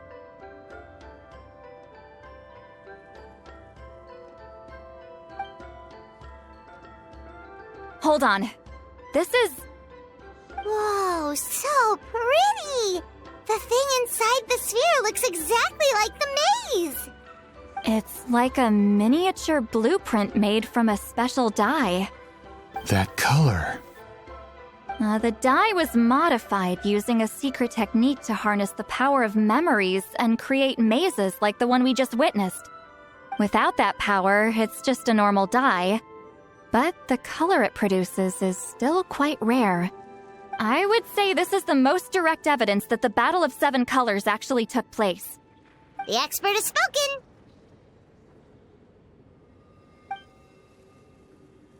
Perhaps I could take a closer look? It's an important piece of physical evidence, after all. No, you may not.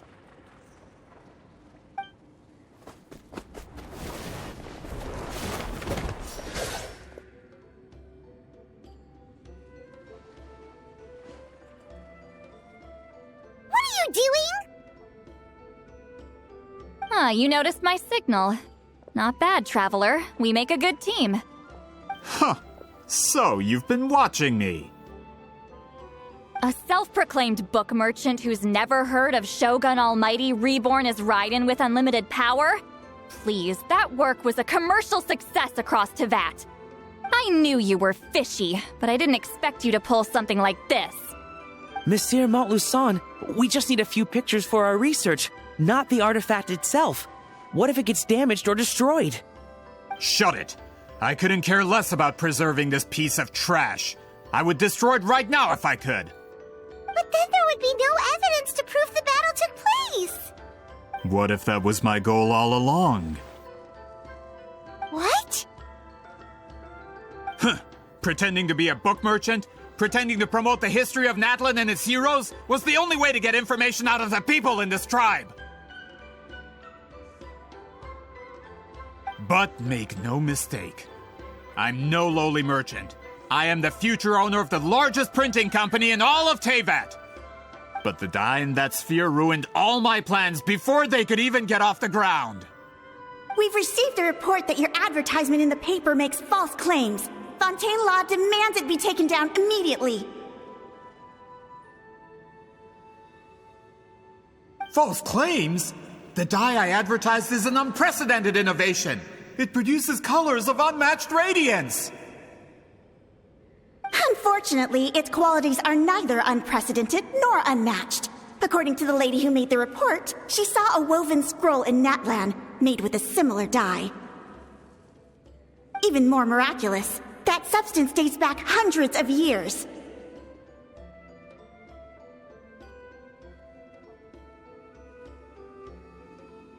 How? Creating this dye is the culmination of my entire life's work! You're telling me I'm hundreds of years too late? Calm down, sir.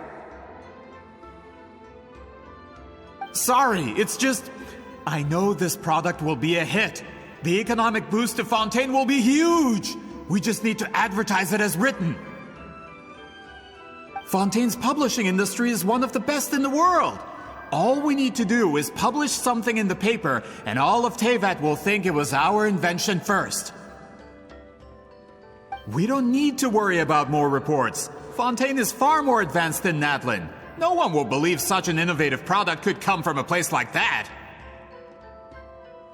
That goes against all of Fontaine's advertisement regulations. We can't do that.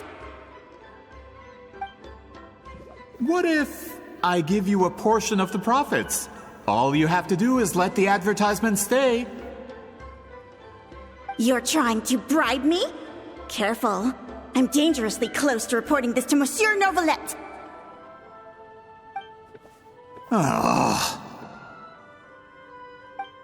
I knew if I was just allowed to market my product, it would be a hit.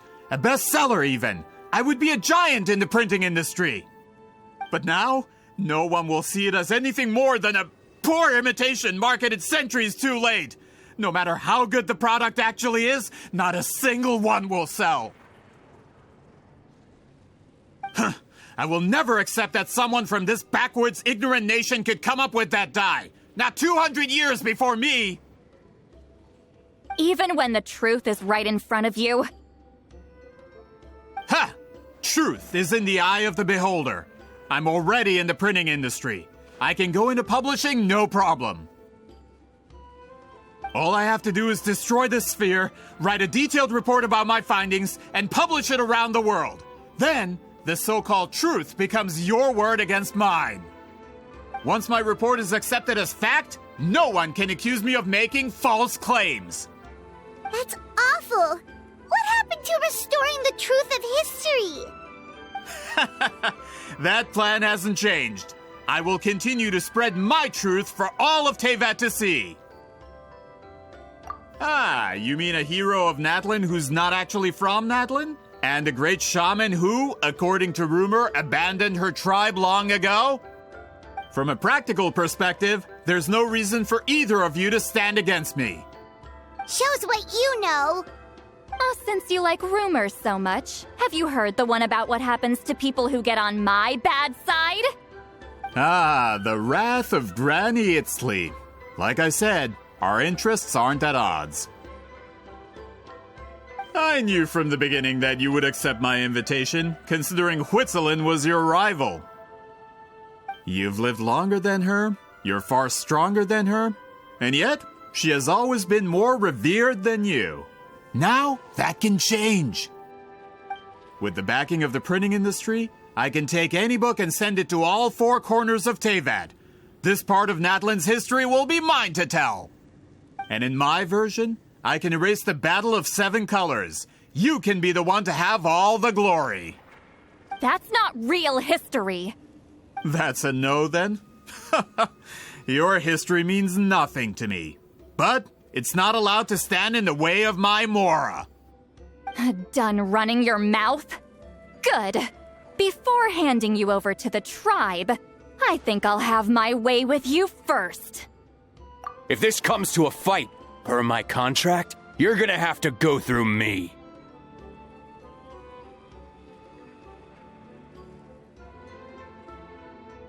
That's right. I didn't pay all that Mora for nothing. Wait, aren't you subordinates of the captain? Why are you helping someone who wants to erase Natlan's history? The captain. You actually bought that? United in the pursuit of Mora, we travel the land to collect debts. Our loyalty is to Regreater his interests, and his wealth. Regrader? The captain means nothing to them. They serve a different harbinger altogether. Regrader! This man has the potential to become a giant in the printing industry and disrupt Fontaine's economic system. This aligns with Regrader's interests. It's all been a lie from the very beginning! I don't care who you serve. When it comes to punishment, I don't discriminate.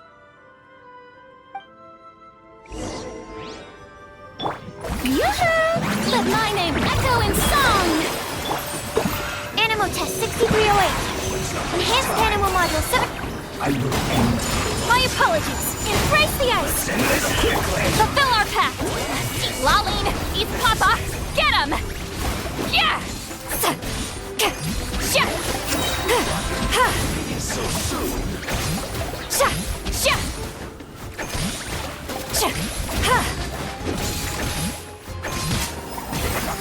You two! Time to end them! Shower me with praise! Take flight! Absorption test!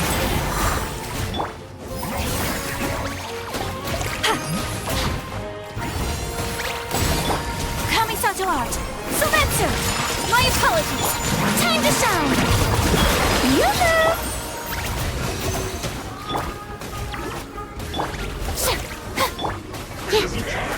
Get to work! Suffer the wrath of Eastleigh!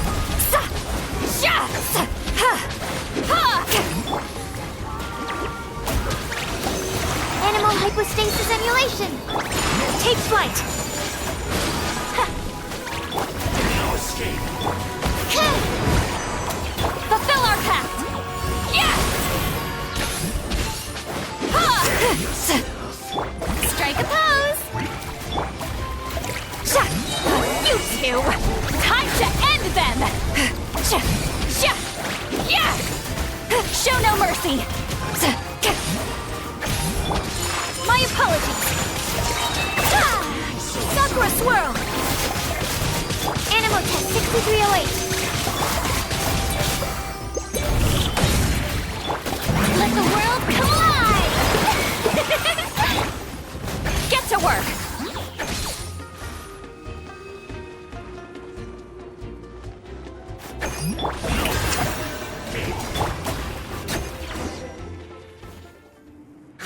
That's what you get for messing with the hero of Natlan and Granny Eatsley!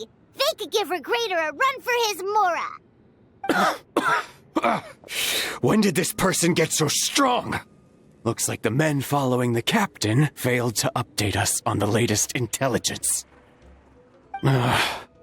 Not good. This is becoming more trouble than it's worth. You're on your own! Hey, what about our contract? Your boss signed it himself! Our boss never signs a contract without loopholes. Even a veteran businessman like yourself fell into his trap. That's what makes him the best! Go home and read the fine print. All I did was trigger the exculpatory clause. You! The other stipulations have been fulfilled. I set up explosives around the cave, strong enough to destroy this place, as instructed. Oh, and for security purposes, all explosives have been rigged to blow at a specific time. Shouldn't be too long now.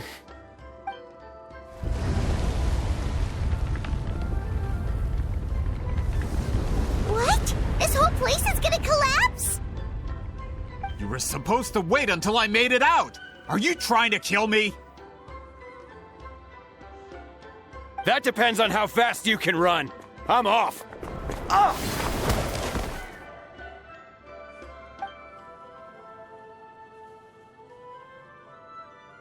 You think you can just waltz out of here? Traveler, stop them, and then we'll make a break for it. If I'm caught, I implicate my boss.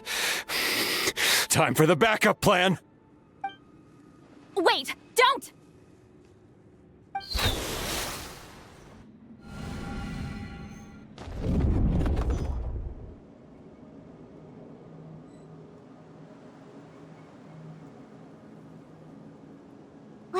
we?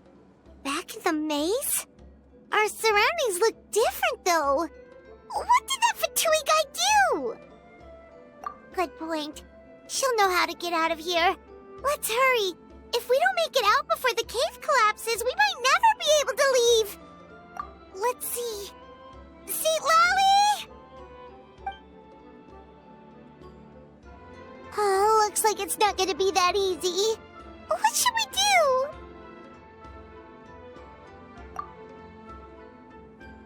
The special color? The one you saw in that woven scroll? Why would it appear around here? You're right. Lead the way, traveler.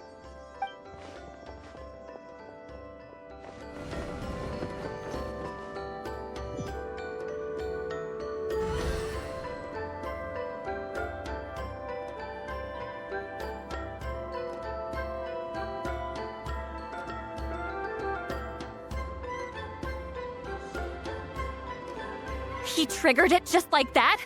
If the technique isn't activated correctly... Instead of a realm of memory, the subjects in question will be trapped in a temporary space like this. If you cannot escape in time, it's mutually assured destruction.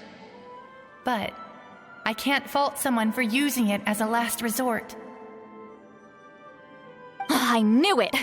Someone of your skill wouldn't leave behind memory fragments just to parrot instructions. You must have the capacity for conscious thought. I appreciate the compliment. It's been a long time, my friend. This is no time for a reunion. The cave outside is about to collapse. I know time flows differently in this place, but that still doesn't leave us much time. Can you help me get out? You misunderstand, Seat Lolly. I'm nothing more than a fragment of memory. There's not much I can do. What do you mean? This space can be manipulated, right? The exit of your maze. I remember its structure. If I create an exit here, I can leave. You just need to tell me how to manipulate this space. The maze you saw earlier was constructed using the memories of many warriors of Natlan. When people leave deep impressions on each other, their memories form connections. These connections are particularly strong between comrades in arms. That is how I created my maze. The connections between the memories were my needle and thread, and the special color was my fabric. But if that color is crudely combined with an isolated memory, one without connections, you get a place like this. This space is a combination of my color and your memories. There is no way to alter or construct anything within it, because there are no connections at your disposal. Over 200 years, and not a single lasting connection. This is my punishment, huh? Well, at the very least, you have a connection to me. Otherwise, I wouldn't be able to appear in this space. That's only because you never gave me a moment's peace. Still, it's a shame you're not around. You said it yourself. A memory fragment can't be used to create the connections I need. Seat Lolly. But now that I have the chance to talk to you again, I need you to give me an answer. Your special technique. You didn't pass it on to your students. You passed it on to the rival you could never beat. Me. What I want to know is, why? So you figured it out. After what I saw in the maze and everything you just told me, I'm certain the technique at the center of all this is the same one you taught me all those years ago. But you never brought up the fact that you used it to win a battle. From your description, it might as well have been a simple color trick. I'm getting the feeling you always meant for me to come here. But if this is a foreshadowed event, I'm not happy with the narrative setup. Seat Lolly, ever since you learned that technique, you've been able to see a special color, haven't you? You mean... That color is the core of the technique. But it isn't my invention. It's something I discovered in the work of our ancestors. More specifically, you could call it the color of memories. In truth, passing on the technique is a process of using that color to tint another person's memories. Yes, the technique has the power to decide victory. But in my opinion, the capacity to add color to someone's memories is where the true value lies. You are fated to live a far longer life than me, Sitlali. I couldn't bear the thought of all those years existing as a blank canvas in your memory. So I wanted to leave a little color behind. Your color, you mean? One day, you too will want to leave behind your color in someone else's memory. When that day comes, you will understand my decision. I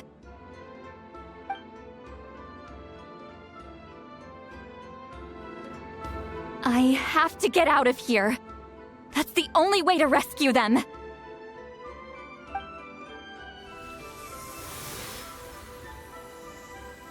Sitlali, what are you... I understand the true principle of this technique now.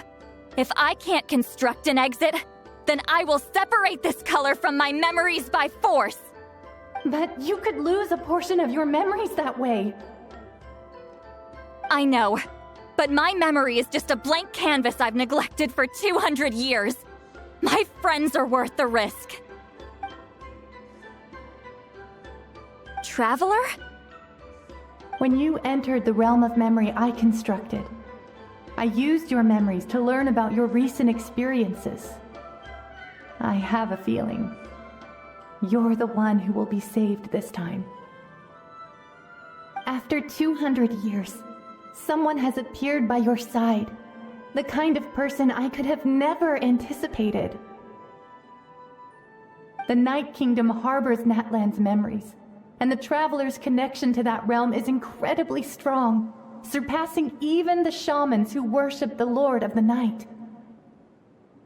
This means that, even without your tutelage, he can see the color of memories. What did you say? Although he doesn't know how to wield it, he unknowingly left behind a trace of color in your memories. That was enough to guide him to this space. You now have a connection at your disposal. Well, Sitlali, it looks like part of this was foreshadowed, but the rest is a surprise. Traveler? Traveler! That's Sitlali's voice! She's just up ahead! This is goodbye, my friend. Your memories over the past 200 years are much more than a blank canvas. Cherish them. Wheat ceiling. Sitlali! Paimon! Traveler! Hold my hand.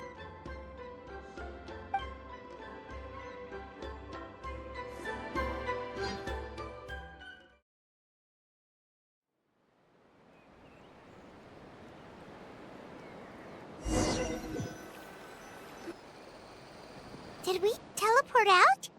Man, that place was so... Whoa! We made it out just in time!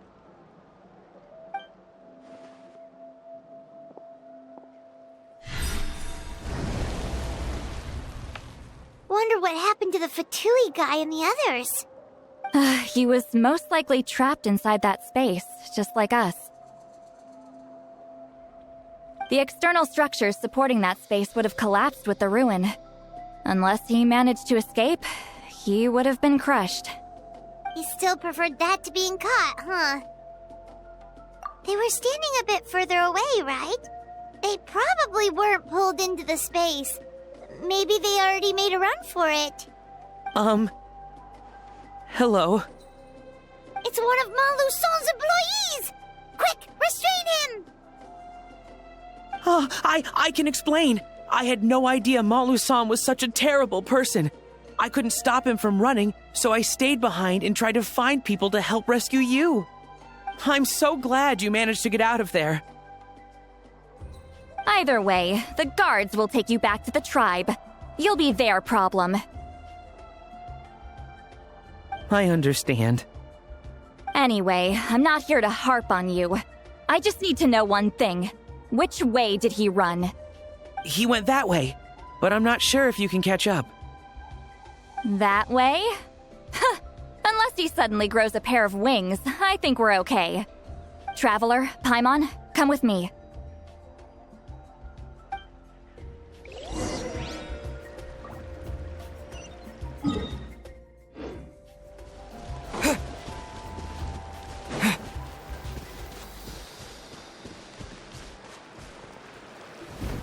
Hey, it's Elder Tlapo and a group of Ictomisaurs! They caught Malu-san! Something felt off about him yesterday, so I set a few things in motion. Looks like it's time for that foreshadowing to pay off. My bank balance! No! No! What's wrong with him? That's one of the tricks Claw uses to scare people. He makes people hallucinate the thing that scares them most. It's particularly effective on weak-minded people like him. Serves him right! I know, it was a lot to ask, making you come all the way out here during the day. Was that a declaration? Elder Tlapo didn't appoint us to a whole other task, did he? Forget about him for now. The Ictomisaurs will make sure Montluçon doesn't escape before the guards arrive. In the meantime, we have unfinished business, remember? Right, the special scroll. But the die is buried underneath a bunch of rubble now. Don't worry, Witzeline's technique hasn't been lost at all. Come with me, I'll explain everything at my house. Oh, and Traveler? Everything you said about memory, I finally figured out my answer. I knew you'd want to tag along. Let's go.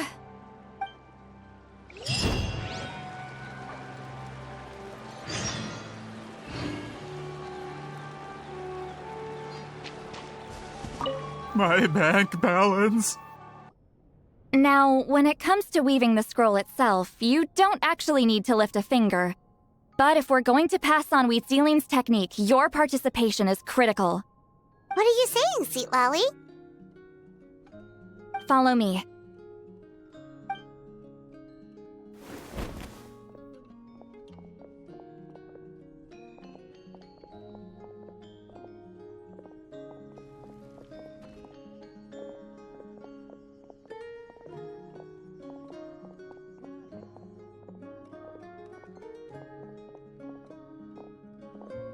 Whoa, look at this place. Do you weave scrolls too? Scrolls. Scrolls? I thought you were going to show me your masterpiece. That I am, old friend. The technique I'm about to show you directly relates to woven scrolls. Fine. What is it? Something that can turn the tide of war or prevent a great disaster? You probably want to challenge me, right?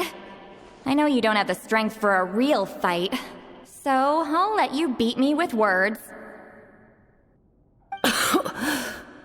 Old friend, my life is nearing its end. I'm afraid I don't have time for another match. Hey.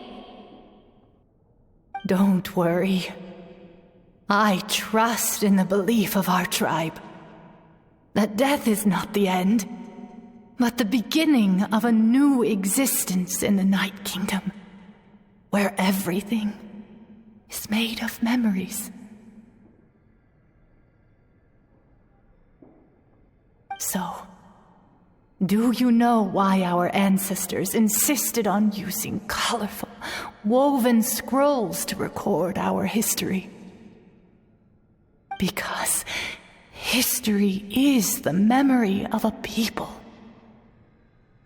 We give our scrolls an orange hue, so the dead can still feel the warmth of the setting sun. We decorate them with kernels of grain fruit, so the dead can still enjoy the abundance of our harvests. I know that, but something this important? Why entrust it to me and not one of your students? As your friend, I admit, I'm being a bit selfish. I don't have long, Sipali.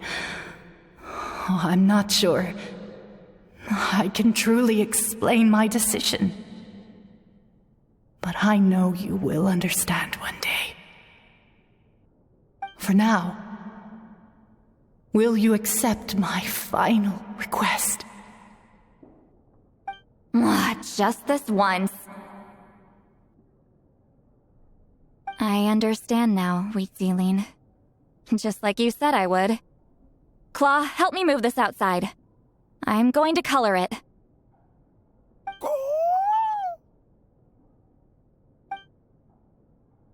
Traveler, Paimon, come with me.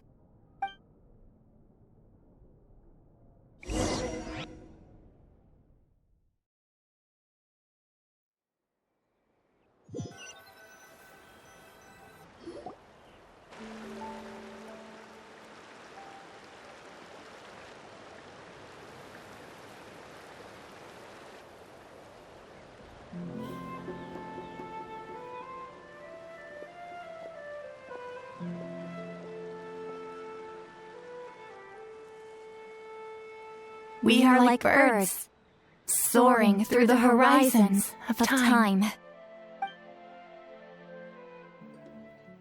I linger between brushes of memory, seeking the color of my final journey.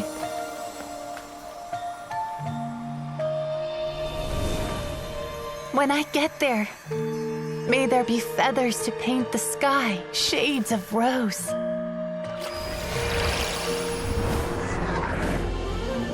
And fields of green to beckon adventurous souls. And azure oceans with which to sail into the unknown.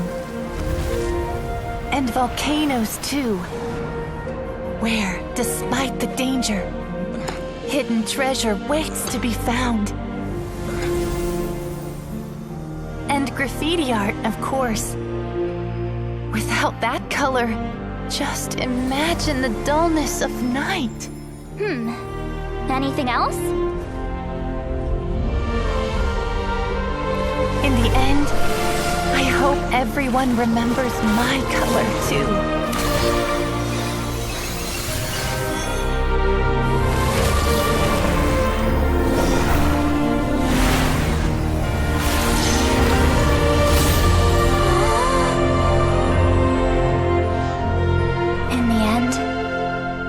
I hope everyone remembers your color too. All in all, it was just a technique for coloring a scroll. The task I'm entrusting to you is much more than that. Farewell, my friend.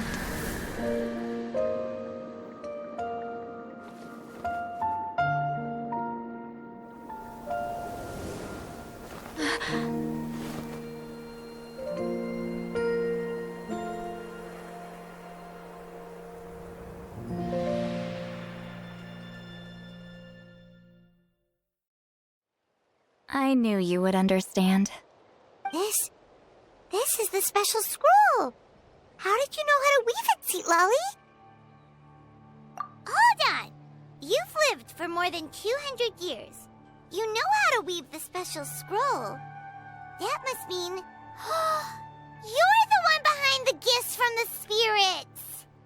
Oh, well, it's not like I wanted to interact with the appointed. So whenever I delivered the scroll, I used illusions to confuse them. The fact that it turned into some kind of divine intervention is because no one was skilled enough to see through my tricks. You've carried the duty alone for all these years? Even if you don't like interacting with people, why not teach someone else how to do it? Traveler, you can see the special color, right? The essence of that color is memory.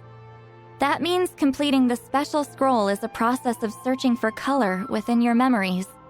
Passing the technique on to someone means sharing your memories with them. You need to leave traces of your color in their memory, and they must do the same. Even though I only confirmed that today, I've had suspicions for a long time. And, well, ever since Sweet Celine died, I haven't wanted to form that kind of connection with people. Oh, yeah. It was her final wish, so I kind of resigned myself to taking on the burden forever. After all, I have all the time in the world.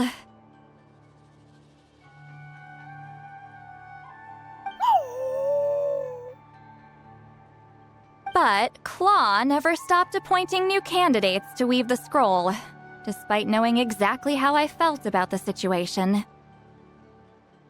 I knew exactly what he was doing. And yeah, if I ever did share my memories with someone, I guess that person would be a friend. But it never got to that point. This time, though, you win, Claw. Take this. I guess it's my response to what you told me the other night.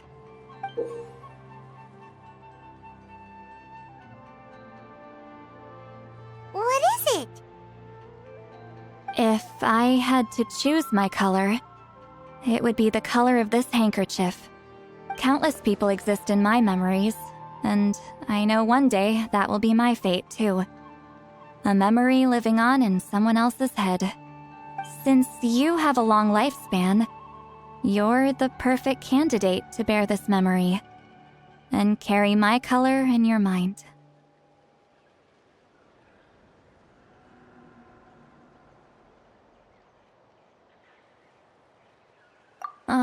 Just keep it safe. And you better not forget my color when I'm gone. Whoa. It's a little early to talk about death, don't you think? It's only been a few seconds since we made the friendship official. Isn't that what friends are for? Okay, this is a serious commitment. Well, Seat Lolly, if the Traveler's going to leave their color in your mind too, it'll probably be gold, right? Actually, their mark is already there. Remember the mind-reading effect I couldn't fix? Well, I finally got to the bottom of it. Sharing senses allows communication to occur between the consciousness of different people. Naturally, memories are also involved in that process. Although I didn't know it at the time, we both have the ability to see the color of memory, which means that when I shared my senses with you, a connection was created between our memories. And that connection is what caused my original spell to go haywire. So, you can hear the Traveler's thoughts because you left traces of color in each other's memories?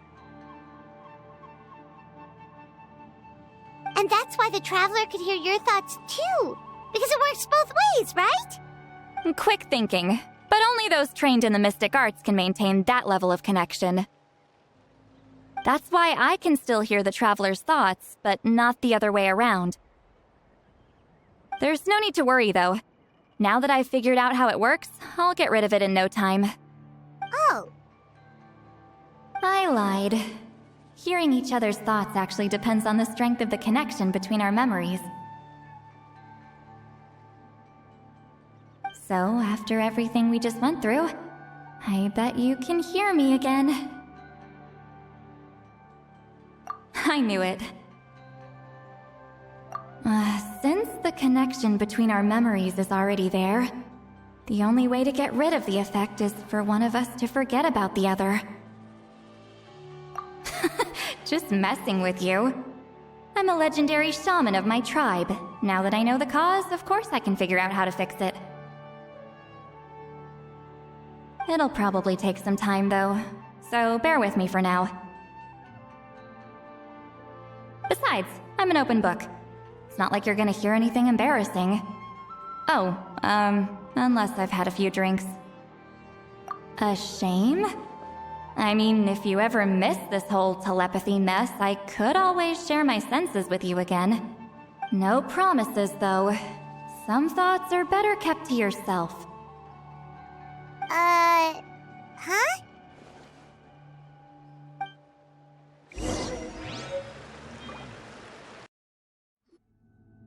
Ah, you did it? Your investigation into the Battle of Seven Colors must have been fruitful indeed. I do hope you share what you learned. Wow! The scroll is finished already! Elder Talapo's wisdom is never wrong. Yeah, we should explain. Take it away, Traveler!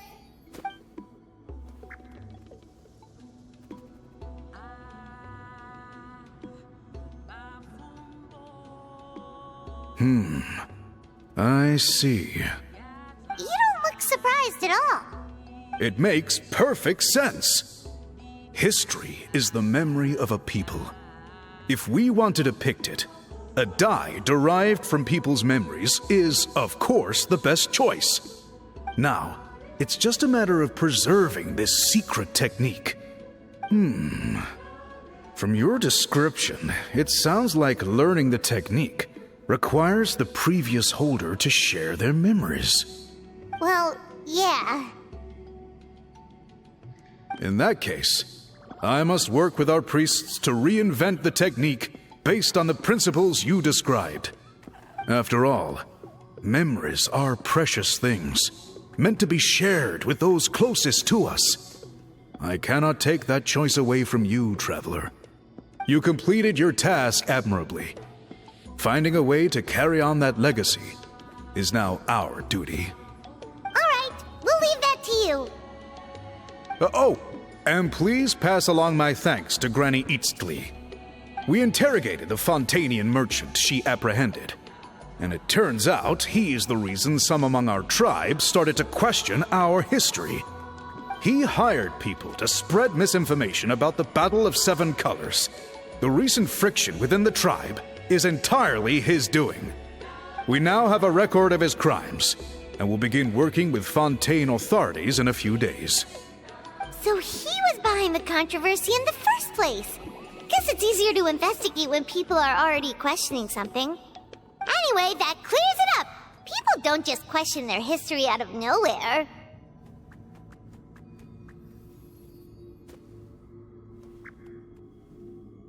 Until we meet again.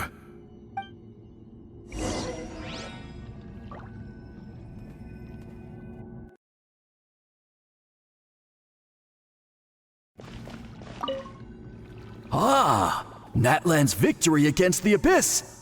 Very fitting for a scroll like this. I wonder how long until Elder Talapo chooses the next appointed.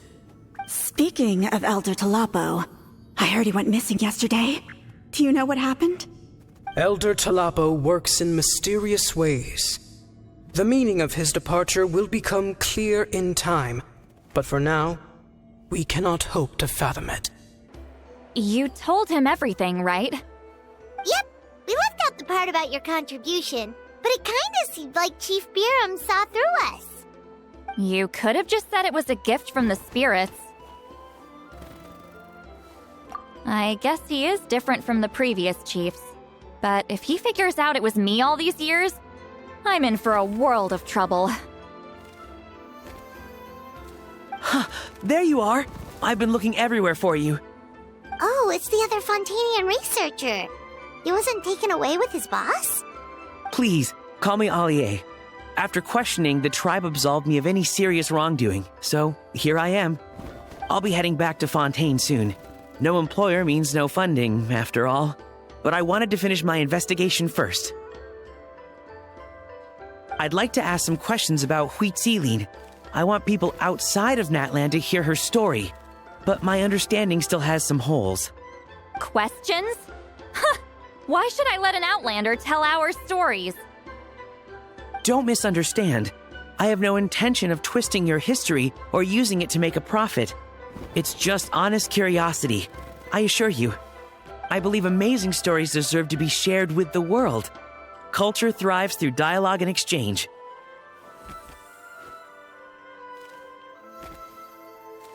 All right, you can ask your questions, but be quick. I have important plans after this. Important plans? Oh, thank you very much.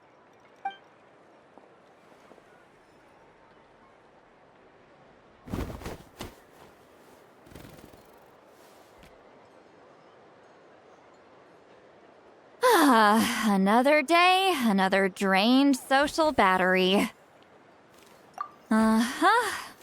Hold on. You owe me a pair of books. Oh, that!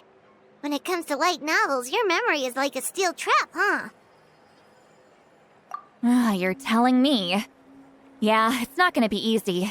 You might need to go to Yai Publishing House in person. But I don't need them right away. Just don't forget, okay? Of course! We'll get them sent to you as soon as we can!